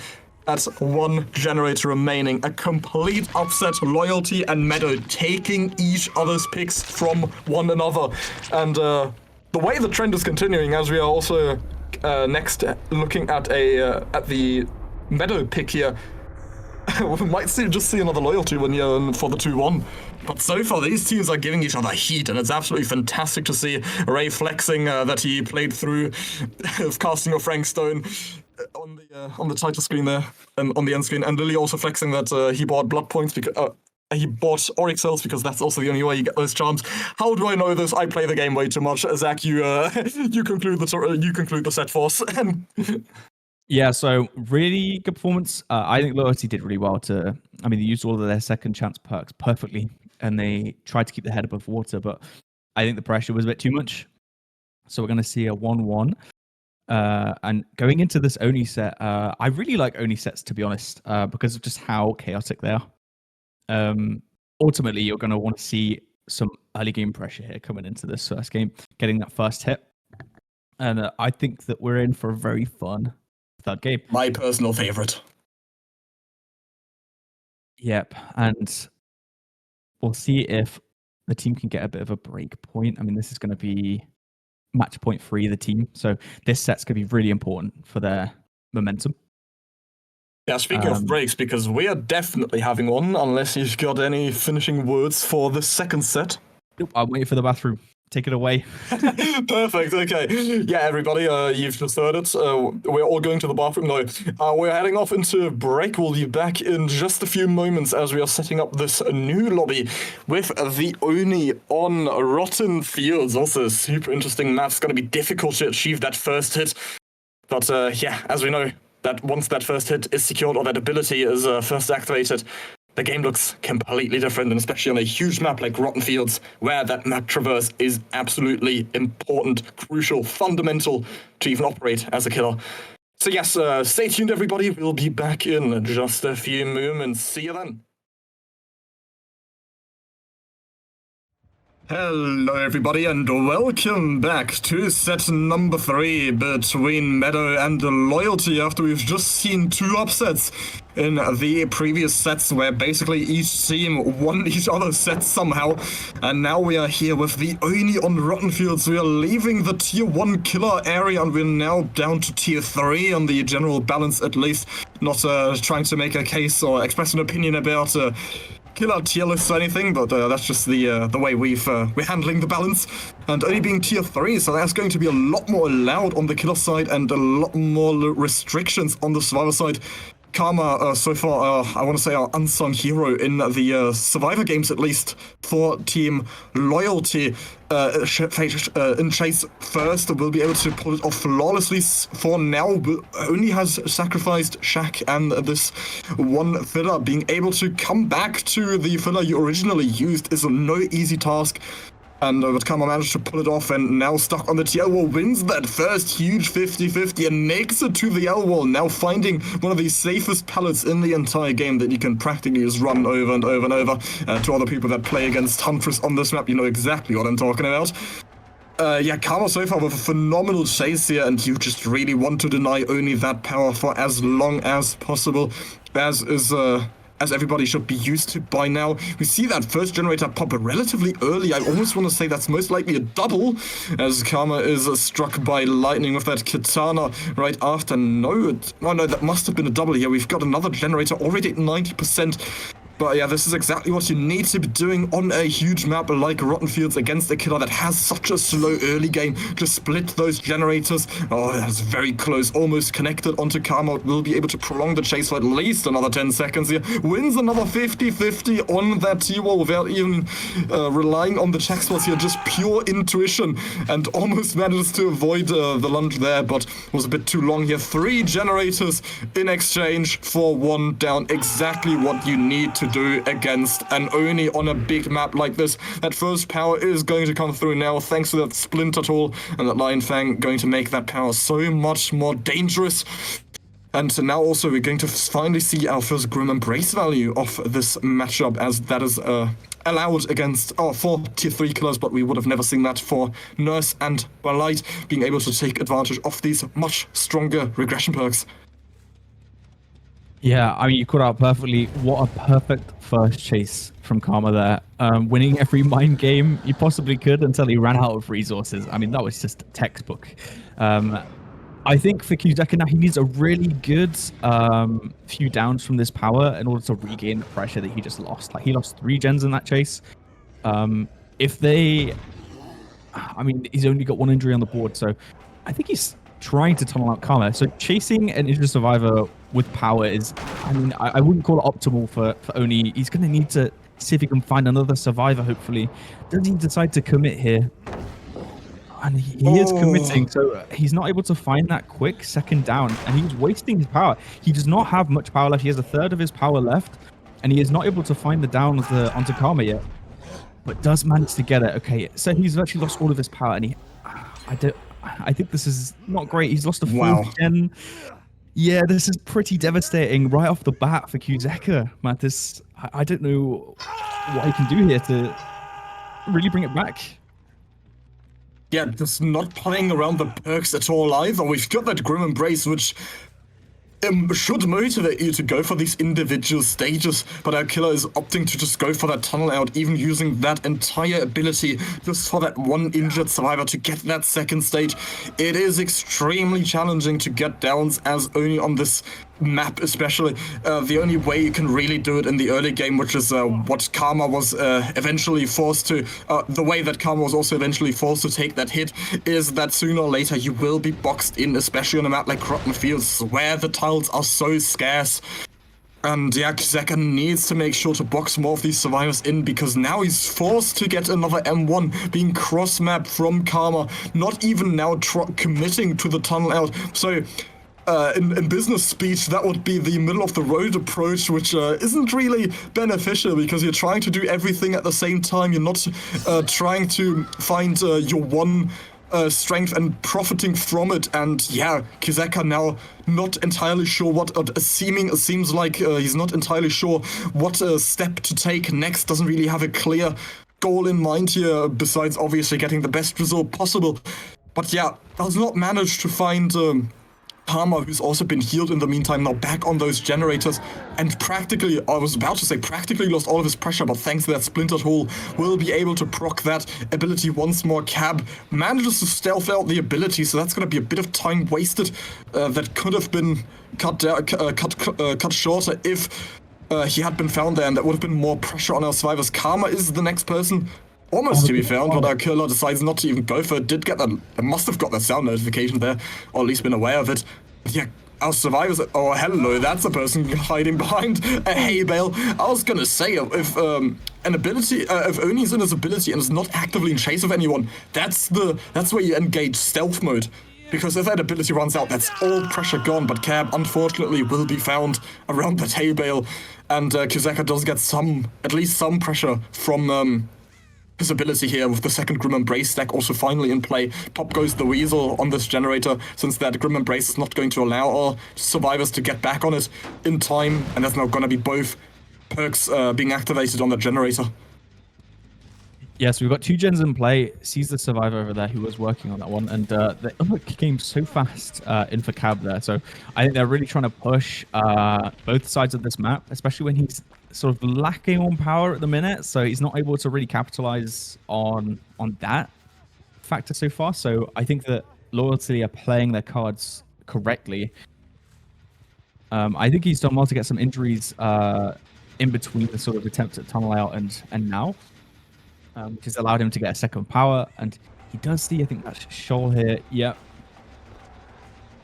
Did get it hit earlier, but did not manage to land a hook, and that is the last gen done, and Adrenaline onto Cab, and so wow, Shoal now going to be taking chase, and there is a pallet here, and he does get power, so he could do something with this potentially. Ideally, I would assume he goes for Shoal because of being a fresh hook, but yeah, we'll see what he can do in the end game here. It is opened and isn't able to land that hit. Only being in power. So yeah, 3 survivors are out, and he's not able to hit that. So Shoal's playing this so well. Wants to really, oh my, stop. There's absolutely no way. The decisions, the Mang is no, it's gonna run out, but he gets one last hit in. If it doesn't run out, it's still not out! He's gonna get it! There's absolutely no way! No, Shoal, the chase of his life. The flaming spear through the heart of Qualifiers here, not able to claim a single down. A seismic play by Shoal here at the very end. The mechanical error by the Oni gets spun out with that last ultimate hit, and it was unfortunately not enough. Qualifiers thinking he was gonna get that hit by the time he makes it to Hatch, not activating the Demon Rush, goes for the M1, but perfectly timed emote there by Shoal will barely be able to make it to Hatch. Absolutely incredible. And yeah, also Meadow's pick, Once again. Oh, it's the curse, isn't it? But wow, what a game. That might have been the shortest Dead by Daylight game I've ever witnessed. I'll be honest. The gen efficiency was insane. The first chase from Karma was insane, which set his team up for success, and they split those gens perfectly. So really well played from Loyalty Survivors. And Shoal there with that last final chase, just cherry on top for this game. So I am sure Loyalty are feeling really good and really confident about going into this and potentially getting to match point. Yeah, what more can you say, Mathis? I don't know. Yeah, that was a violation right there. Brutal. That something that should absolutely never happen and backfire that badly too. Because obviously spins are on 360s is a last-ditch effort to buy some time, and sometime talking like 2-3 seconds, which sometimes make the difference. If you've got nothing at your repertoire, might as well go for it. Or FOV text, anything that could be cheeky and could just buy even a couple split seconds, because it's a video game. Every millisecond counts. Every millisecond is a percentile of a percent on the generator progress. So and the fact it can backfire that tremendously, that should be a wake-up call to every killer out there that you never, ever let your guard down. Always play it to the end. Victory is only yours if you have grasped it, and not when you're on that final stretch, because there may always be someone overtaking you in the last couple of meters while you're letting your guard down there, and that is exactly what was just exemplified in the previous trial. But yeah, very Oni-esque game, I also want to say. Some of our match staff in the background, or even our tournament analyst, tournament analyst in the background was already looking forward to seeing the 2 to 3 stage average game that we usually see with Oni on Rotten Fields. Hello. So yeah, it's pivotal for the survivors. It's really important to take advantage of the Oni's weakness, especially at the start of the trial on such a huge map. It's basically just an invitation to go for 3 splits at the start of the trial, and that's exactly what our survivors did, because realistically, if that first chase is played safely, if our survivor doesn't play it cocky, doesn't play for the 50-50s and just drops the pallets early and denies Bloodlust to their best capabilities, then you should always be able to pop 3 generators by the time the survivor either goes down or the Oni gets the ability, because there's really hardly anything he can do on such a huge map, where if you do find strong setups that you can take advantage of for so long. But yeah, also, that's what we saw with Karma, where he ended up being boxed in because there's really nothing else you can do on Rotten Fields once you run out of those slightly centrally located tiles. In the end, you're always going to be in a corner, backed up against the wall, and there's hardly anything you can do to get out, unless you're sure. Yeah, a pretty small order for Lasfer here to try and beat 3 stages. That was across 2 unique survivors, so whilst it may be the expected result, still not too bad. Hopefully, I know Meadow can pull together and maybe fight to try and stop this, but it all really depends on that first chase, I think I would say. The first chase needs to be quick for Lasfer. If he can get a quick chase down and get his power on the map before some of those first few gens stop popping, he's going to be set up really nicely. Yeah, not to toot my own horn, but it's everybody's privilege that you've got the person on the caster booth that's 0 stage and only in a tournament before. So I can speak from experience that yeah, you go first. Yeah, you know. Cheers. Oh, you, Matt. Oh, you. No. Well, we are just loading in here to this already return fixture. Yeah, very quick game into a very quick next match. Just what we need. Yeah, planning can do a lot, especially for Oni games. If you communicate with your team well before the game, because obviously there are consistent tiles that there are tiles that spawn inconsistently on their set locations with the harvesters and the shack. So you can take advantage of that for game plans, basically saying, okay, we're going to have this exact route mapped out for our chaser, and we just need to make sure that we need to work on the generators that are as far away from it as possible. Also, our killer very confident in the Poco's hits because we are seeing a broken katana here.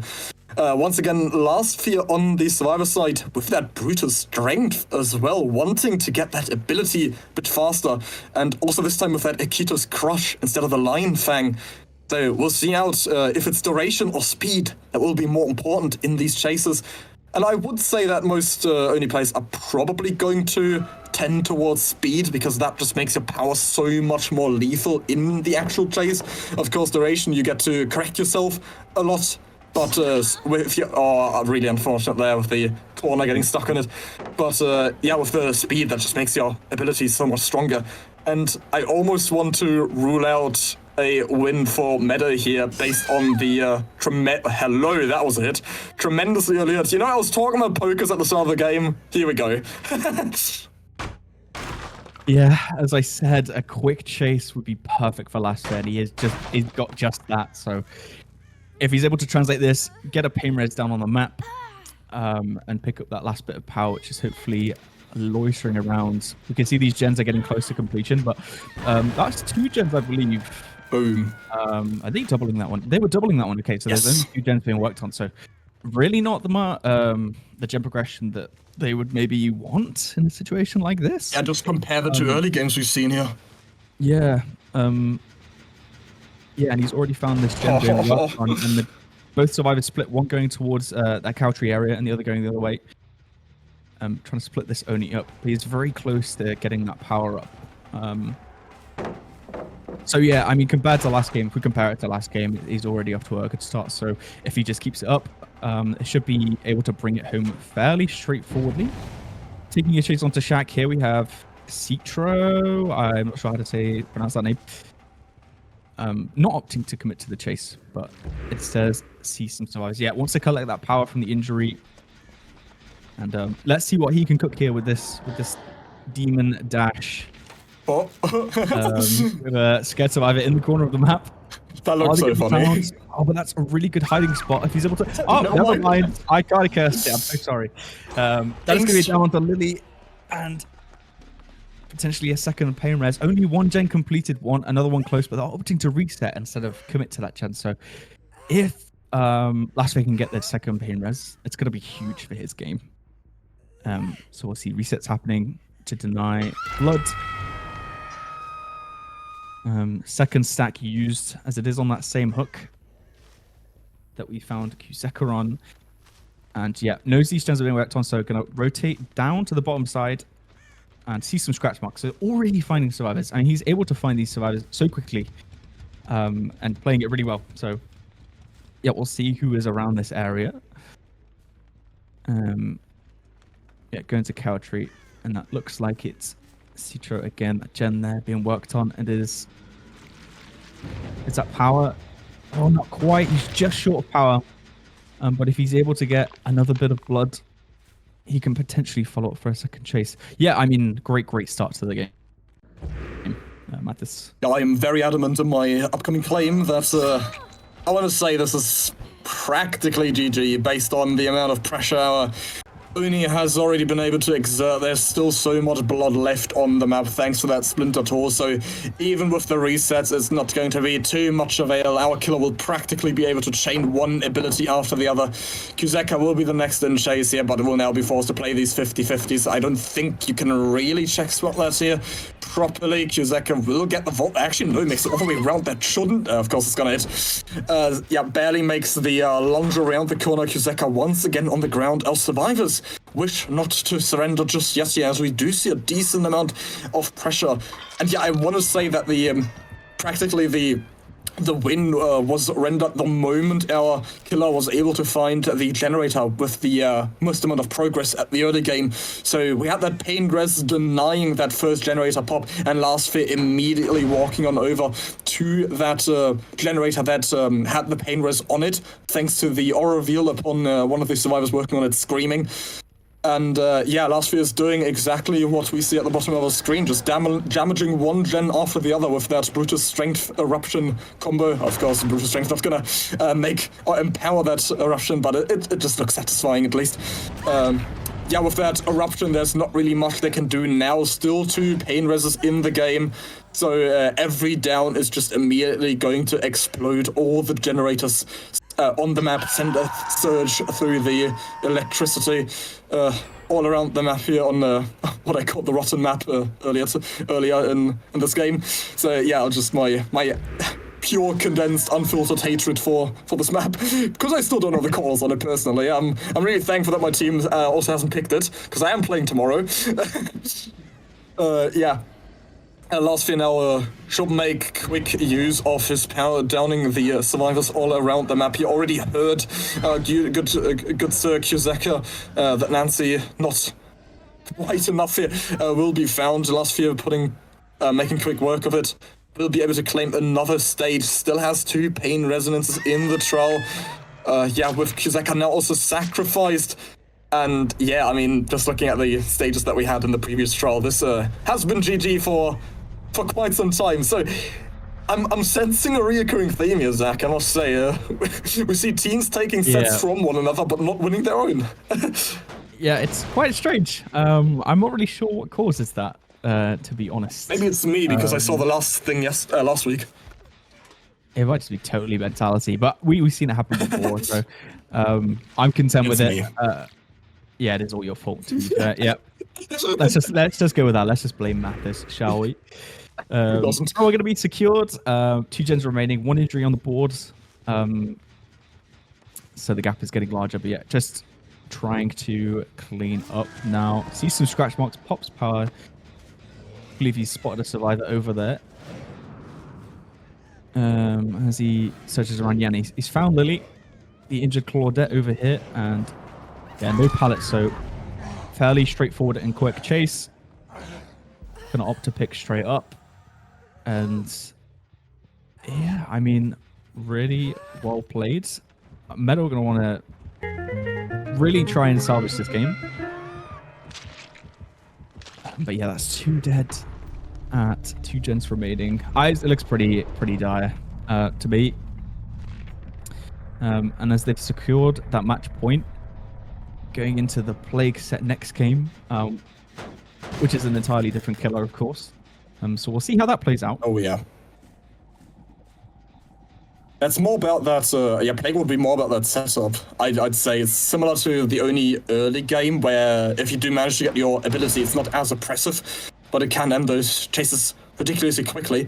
We still see Team Meadow here trying to fight for a better win condition, but last year with that fist full of blood, that ability is cocked and ready to be unleashed on our survivor team. With only Sir Ace of Clubs, the name that we were struggling with, Citro. Just call him Ace of Clubs at this point. And Juggernaut still in the trial. Juggernaut will be found here. Will be able to down the survivor on this extremely strong tile for survivors, to say the least here. But Juggernaut's just playing a bit too greedy. Gets that aura reveal with that eruption. And last year already nodding here, knowing fully well where our survivor is. Super proud of his performance. But that is well justified with a 4K on 2 generators remaining on this rotten map. I should treat it with a bit more respect here and go the Stampy Longhead route and say, welcome to our lovely world. Citra trying to win the 50-50s here. Okay, I can tell Zach didn't grow up watching Stampy. I don't know. I'm just chilling, man. Right? I feel bad because I don't get some of those references. Hopefully someone in the audience does. There's at least 2 people slapping their knees right now in the audience. That's enough for you, right? That's enough confirmation for me. At least I got one of your references in the background. Yeah. And you can make fun of me for making ominous references that no one will understand. So it's a great opportunity for you too. Oh, is it? Are we going to live ever play here? Wow, is that endurance from the pickup? Yes. Was indeed going to break this pallet with his brutal strength and go around this tile to eventually close out this game. So I mean, really well to be able to make it over there. Power did run out, so it was just a follow exercise, but he's already got it back. So gonna leave Citro and try and find the Lara Croft that ran away. He's now mended and sees some scratch marks. So knows where she is. Power's gonna pop, gonna make his merry way over there. Around the spot side of the map, which I don't think too many resources have been used. Such as gonna get on that. Yeah, there's a pallet here. And no, getting caught on that corner instead of swinging through the pallet, which I think he wanted. Oh, he goes around. That's a really nice mind game. Oh, the crouch to the corner. Really nice charge there from Juggernaut. Really good stuff. And he's got this tower to play. I mean, they might even get a gem done, to be honest. If this keeps up just a little bit longer. And you can see that with the windows of opportunity, there's a lot of resources. And really able to turn around instead of... Well, tried to mind game the other side, but instead... Yeah, manages a bit of a spectator. He's been cut in half. Been cut in half by his own power. Oh no. At least there's only 2 pieces here, because whenever we get that exact spectator buck on Wraith, he gets cut into 3 pieces. Trifurcated. I believe we saw a bold Wesker earlier as well. I mean, there's been a fair few bugs today. Better than it. It's the game we all love. Early access. It is a fun joke we all like to make, and we see it quite commonly. But yeah, Power's going to be popped. And going to be trying to find Citro. Has a vague idea. I think he saw progress on that gen, but just going to patrol the area. See if he can find someone. The last remaining person. Scorched Hatch wouldn't count because they have not finished all 5 gens, so... Oh, hello. Yeah. See behind the rock there. Really nice. I had an ace in the hole. It was an ace of clubs hiding behind the rock. Able to see them there. And that's going to be the 4K secure. 2 gens remaining, so I'm sure Loyalty are feeling very good going into the 4th set. That was the classic I'm in danger situation. Yeah. I mean, we weren't wrong. We said this would be a close set, Mathis. I really like this matchup because it's not decisive. We like to see... Oh, not at all. We do like to see battles here. But yeah, as it's first stage of Citro, we're just going to wait for that last Yeah, we just love our wars of attrition the same way we love the Great War. I'm staring at my watch as I wait for that timer to tick down. But now able to attempt because the last survivor's dead. So, yeah, can speed up the process. It looked like the last few was just jumping down the hatch there for a second as well. Yeah. So, set 4. Really good stuff. I mean, it's very strange. Very decisive performances on the opposite picks. Yeah. Something that we didn't really expect. I mean, we mentioned it, but for it to actually happen 3 times in a row is kind of crazy to me. But we will be right back with set 4 on the Plague after just setting the matchup shortly. Don't go anywhere. We'll see you in a second. Set 4, match 1, Plague, snowball transition in with the perks. Yes, I'm the person that edits the videos. Hello everybody, welcome back to now set number 4 between Meadows and Team Loyalty. Loyalty are currently standing at a 2-1, meaning that if they end up winning this set, they would be able to choke out Meadow here and claim a 3-1 victory, making it past the qualifiers and into the main stage. It is all up to Lasphere to perform well in this first game. So far, fantastic dodges here by Contra Summer avoiding... Hello, good morning. Someone just woke up, it seems like. Immediately stuck in the corner as well. That was a very, very dangerous M1 to take here. Yeah, Contra playing the check spots wrong. That's immediately down. Head-on is banned against Plague, so that will not come into use right here. No one nearby. That's... yeah, Zach, that's a down before a single survivor has touched a generator in basement. Before a minute's passed, that's 54 seconds. Thank you very much, Toby, for that information. In the background, 54-second chase on a killer like Plague is a dream start. That was like a 13-second chase and a 54-second early game. Yeah, so really strong start for Loyalty here on their pick. Going to feel really good about that, especially when they have the momentum from last game's performance. So Contra going to unfortunately mess up there and get caught on Shack, the safest place on the map. I'm sure he's going to be kicking himself about that one. Heading up into main building, and we found someone else, and that's an injury in the window. He's going to aim that perfectly, and that's Juggernaut going to be taking that. I presume with the balance landing as he runs off. But wow. Into the Okay. sunset. Really, you can see Eruption in play. We've got Eruption, Deadlock, and Pain Res and Corrupt. So full slowdown. And yeah, he's free to just hang out here because Yeah. I mean it's such an early chase. They're not going to get much progress by the time that the death happens anyway. Yeah, realistically, we're looking at a kill of 3 gens because even if our survivors 3 split, which they won't even be able to do in time because Contra is going to perish in 70 seconds and the generators take a 90, meaning that even if they 3 split now, they're at best if Last Fear doesn't make it in time to those 3 generators. Correct. Hell yeah, that's what my name stands for. Thank you for the fun. But no, what was I going to say? Train of thought is completely eradicated. Oh yeah, because of the deadlock. So even if we do see a successful 3 split, that is at best only going to be 2 generators flying. Boom, that's a blast miner right into Last Fear's face, which might open up a window of opportunity to get that save here. Because, oh no, it doesn't seem like anyone's interested in going for it. Contra sort of just getting a taste of the fruit he's picked, so unfortunately not going to, I don't think anyone's going to be able to make it in time here. We did see Lara Croft making an attempt to go into that basement, but I feel like that's just going to be a death sentence because Last Fear is close enough with a pool as well that they will go for it, but that pool is activated. The Corrupt Purge is unlocked to the Plague for a second, and that might just be a double down here near.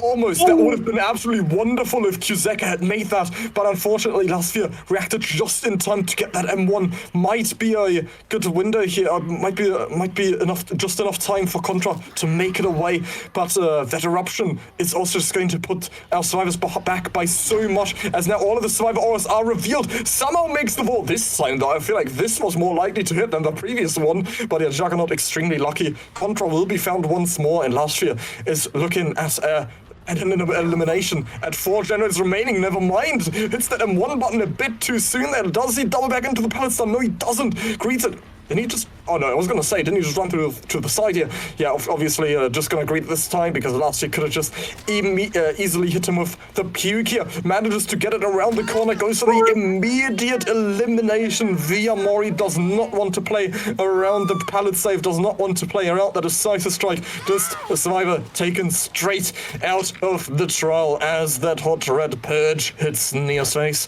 and puts it to the ground. Yeah, we see Meadow tumbling a little bit. I mean, they are going to get some gens done, but that's really, like, devastating. He has information on where all the survivors are, at least 2 of them from that Eruption proc, on the down at Shack, able to translate it into the kill onto Contra. We have Jeff staying relatively safe at main building. But yeah, has really information to translate into this next chase, but a survivor dead at 4 gens is nightmare territory for Meadow, especially when they need to bring this back. They want a chance of staying in the tournament. Oh, hello. Someone just... I was going to say, didn't you just run past him? Yeah, holding that really well, actually. Isn't going to double back, vote back in. I'm going to continue chase on to Kuzeka. And where did he go? Actually, even I lost him. Really nice pathing there to get away from that scenario. Oh, yeah. Wow, manages to hold W round the hill, which is great stuff. Yeah, so 2 gens completed, down to 3. And Lily now in chase, it seems. On a relatively safe pallet. And has this structure here to tie it into. The pallet was not dropped, so it should still be there. Oh, but he goes back. So that's going to be a down onto Lily.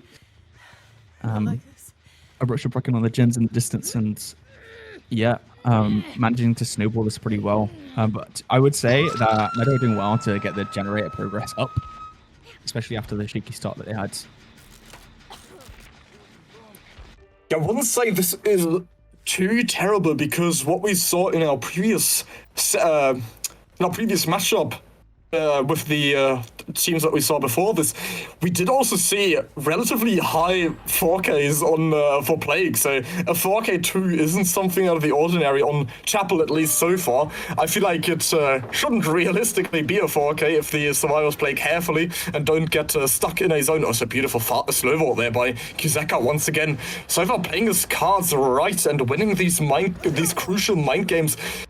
Last year, a very ambitious swing around the corner here, but obviously Kuzeka is going to make that across the palette, since the ping should at least be threefold of what we are looking at between these two teams. In order for that to connect. But that's all three survivors standing once more. It will, however, be an opportunity for last year to apply Eruption to all of these generators, especially because we have Kuzeka relatively nearby, because that is now just going to be another chase right from the get-go, right after getting some pressure on those generators. And Deadlock and 3 stacks of Scourge also still in place. So Lastly has tremendous potential to slow this game down any given opportunity, and he's most likely going to profit from it. Keeps expecting our survivors to double vault here, but yeah, once again, beautifully played by Kuzeka, just holding W far away from the tiles, does not want to rely on the 50-50s, and instead plays it safer. Unfortunately gets hit through the pallet here, swerving a bit too much here, losing a slight amount of distance, but an amount of distance that turned out to be crucial for Last Year to close the gap and connect with that M1. Now being a bit undecisive indecisive what hook to go for. Will probably go for Pain Res here, but there's Deadlock on that. No, decides not to use it either. Yeah, with that Deadlock on Shack, he knows exactly what generator is being worked on. So we've got one survivor on Shack, another where the generator just popped, and Last Year knows obviously where the Nancy is at right now. So that's full knowledge of all three survivors' whereabouts, and let's see if he manages to profit from it. Yeah, and I have to say the decision not to cleanse here and just focus on gens is somewhat paid off for Meadow, I would say. Yeah. Of course, now the pressure's on because of the information, but I mean, chasing at Shack, it's probably the best place to be right now. Granted, it isn't the gen with the most progress, but yeah, so those other 2 survivors don't need to worry about healing. They can just crack on, and yeah, Shack going to be dropped, and we see, yeah, they're working. They're doubling that gen there. And he's going to get caught up with the mind game. Yeah, that's Eruption. A good follow there. You saw that on the HUD. They both let go. Yeah, going to reapply Eruption to that gen. So 2 gens with a fair bit of progress. And that third one, I mean, it's in a very small area. So granted, the Eruption's going to slow down the game even more from the Pain Res stacks. Is that the basement hook? Does he make that? I think he does just make it to that first hook. Yeah, quite easily. So yeah, understand where he needs to go next. And they're just going to try and pull off these gens here. Just why did they stop doubling this generator? I feel like they could have popped that by the time he went for that basement hook here. So Kuzeka just instead trying to take the attention of the killer here, but this time Last Year has come prepared for these mind games that Kuzeka is trying to pull off. And now with both survivors stuck in that basement, this should be a 4K1, which almost could have even been escaped there, I feel like, if Juggernaut hadn't run into the Plague there, and unfortunately using that mind game. Oh, the beautiful body blocking here. Will neither make it out. We see Juggernaut running to the window, but he will now be stuck on this very tile here, with our survivors not having any second chances at the repertoire to take advantage of, to turn the tide in this trial.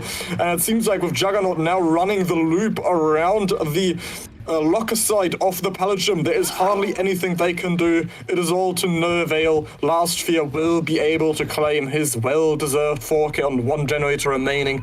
I really do wonder if they had just stuck to that generator, completed the doubling, if that had popped in time, because Last Year did not go for that generator right after placing Jeff on that basement hook here. They may have done that in time, and a 4K0 is much better than a 4K1, because that just spells out for upcoming killer that 4K0 would have been fantastic, because that would have allowed Meadow's killer to chill on that 4K1, but now it has to be a 4K1 for a tie or a 4K2 for the win, which is quite a lot to ask from your Plague, even though we have seen it earlier today. Yeah, oh, that is a definitely tall order compared to our last game for Meadow to fight on. So, yeah, you've got to wonder what they're thinking about right now.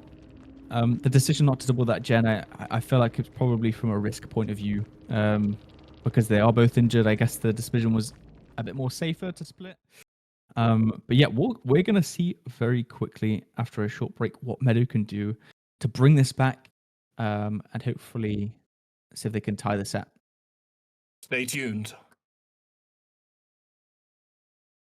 Hello, everyone. Welcome back to what may be the final trial of this match. We have Team Meadow against Team Loyalty. Team Loyalty at match point, and Meadow have a tall order 4K2 or 4K1 to secure the tie. For Loyalty, just get all 5 gens done. Pretty simple. Well, not simple, but definitely a result that you wouldn't expect on a Plague match. Last Sphere playing absolutely fantastically, and we'll see how the Team Loyalty survivors play. And first chase secured onto Shoal. Life going to be used, and isn't going to commit to this chase. Wants to spread its power to other parts of the map. Pretty standard stuff. Able to get a second infection on Karma there, who's just peeking around the corner. And just going to be checking all these gens on this side of the map. We do see Bamboozle in play with Corrupt Grim Embrace Eruption, so a slightly different build to what we saw last time. See some scratch marks here at Shack, so know someone's in the area. Yeah. Survivor. It's the Shoal there on the Quintet. And so just standard stuff that we see on Plague. Spreading power, trying to get a bit more pressure early into the game. And no injury secured yet, apart from the infection onto Karma, of course. But yet to land a hit or down so far. A little bit different to what we saw in the first game, with such an early down from last Sphere. Yeah, that's going to be injury secured. Oh, the Bamboozle. Continuing chase, but I think there's a... Oh, is that going to hit? It is! Oh, that's a max range swing. The wave. Yeah, but it's the wave. Intended. Is someone else here for the pass? No. First hook secured. I'm really confused. I'm really confused, I must say, because on our end, that looked like he should have easily made that pallet. He played the tail phenomenally despite that Bamboozle, and then my guy just decides to wave on it and just go down for no reason. But also, that's exactly what our killer from Team Meadow needs, though, so they're just giving it to him at this point. Yeah, not going to complain with that one. I was genuinely shocked. I thought that he would make that, but maybe felt that it wasn't worth risking it. And hopefully setting up for a save. But yeah, unhook going to come through. And spots a survivor over here. And it's going to be Cab, so the last infection of the survivors. And you see a nice infection. Never mind, he's got power. Is that going to be a down? No, he manages to dodge out really nicely. And playing this so good. The ducking around this loop here. Oh, and unfortunately, the Volt's going to lock him at animation, and he is going to die. And that is Eruption applied on that end, but is going to be finished nonetheless. We see high progress on a second gen and third gen about halfway. So pretty efficient gens. I mean, that they know what they need to do. They need to pump out the gens. So looking like that's the priority for them right now. And I really would expect the downs to be, I mean, you kind of hope the downs would come a bit faster in order to get that 4K pressure. But yeah, clean game from Loyalty survivors so far, I would say. Yeah, and there's also no pain rest, so all that is holding that generator back that we saw so far into progression is only being held back by that Grim Embrace that we've already got 2 stages on. So unlike the previous game, it seems like our killer, also with the very conservative approach to Plague, just trying to get infections on all the individual survivors, not committing for any of that early game chases. Also just trying to spread out these Grim Embrace stacks, hoping to get value from it as soon as possible to sort of lock the survivors out of the game for almost a minute. We do see that second generator already popping here, and Kizeka is only looking at a stage. Meanwhile, we had... Oh, big mistake here by last Vio, ever losing track of the Plague, going down to the M1. That's 3 generators already popped. This is the win condition we're currently looking at. Not another generator may pop if Kizeka wants to win this trial. And we've already got decent progression on other generators with only Grim Embrace and that eruption holding back the trial. Seems like all of our survivors are, at least one of them is trying to cure now. They could have even gone for the, since we're only looking at the yellow apple, so it wouldn't be enough pools even if we had the other two survivors now cure themselves of their sickness to force the ability onto the plague and resetting all the pools. Kizeka is now just taking advantage of the one pool he did have available, trying to make it back to that hook, most likely, and forcing a trade and then hoping to profit from a two-man slug once that trade does occur. It seems like our survivors are, however, just bomb rushing the generators in the meantime, and all they need to do is pop 2 more generators, and it would spell out the victory for Team Loyalty, not just in the set, but also overall. Yeah, and it doesn't look like there's a very good 3-gen to protect either. Like, the spread on them's pretty good, so Loyalty should be chilling if they decide to focus the gens. Oh, how?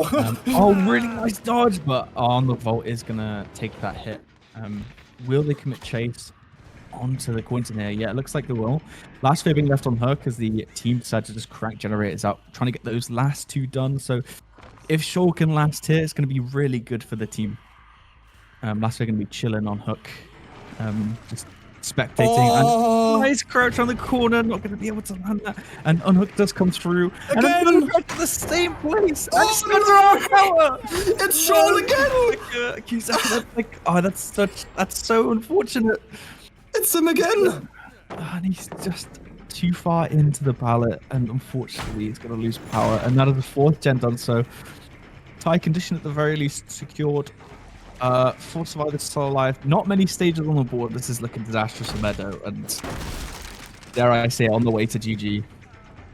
Yeah, we know who our Duke of the Week is, most certainly, after we've seen Shaw break some ankles in the Oni game and then practically doing the exact same phenomenal chase here, taking the absolute maximum out of this terrible palette as what is really possible here, forcing the Plague to bamboozle it as well, right after having vaulted it twice already. So Kizeka really being led on here by Shaw, phenomenal chases so far, and it were these chases that made the difference in these trials, something we did not really see on Meadow. It's the individual skill by Shoal so far that has time and time again proved really crucial to the survivor side of Loyalty, a survivor that they need to treasure and cherish for a very long time after single-handedly also just winning that Plague set, not allowing the Plague to get a second down while that Purge was still active, and then also just cancelling out any option of snowballing, and there we go.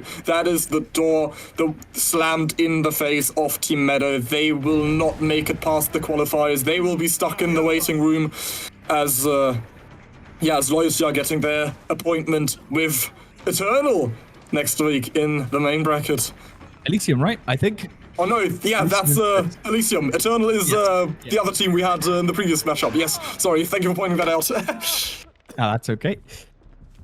Yeah, I think Loyalty have played really well this sort of this qualifying match so far. Of course, both teams looking to prove themselves, but a strong performance from Loyalty, and yeah, it looks like the survivors are just going to be making their swift exits, securing the win. Congratulations to Loyalty, and wow, we wave goodbye to Meadow. Unfortunately, they had high hopes for themselves, and we're hoping to try and make it, but Loyalty inevitably performing today. No more moo. Unfortunately not. We say goodbye to the happy logo Mario Kart. And that seals the deal that you need a brutal logo that somehow refers to death in DBDLeague if you want to make it far. Well, actually, no, Elysium and Eternal, both, and Calamity. No, Calamity have a Grim Reaper, so I guess that applies. Time to write a 10-page essay on team logos and what they entail. Yeah, we do love the logos. This event. It's been nice to see the new designs come in. But yeah, what a series. We had both teams win on each other's picks, and then ultimately it came down to sort of a strong early game from Loyalty in that first part of the Plague set, which allowed them to snowball. And unfortunately, Kizeka wasn't able to get that same momentum, which inevitably, Loyalty were able to capitalize on. They knew what they needed to do, and they executed it well.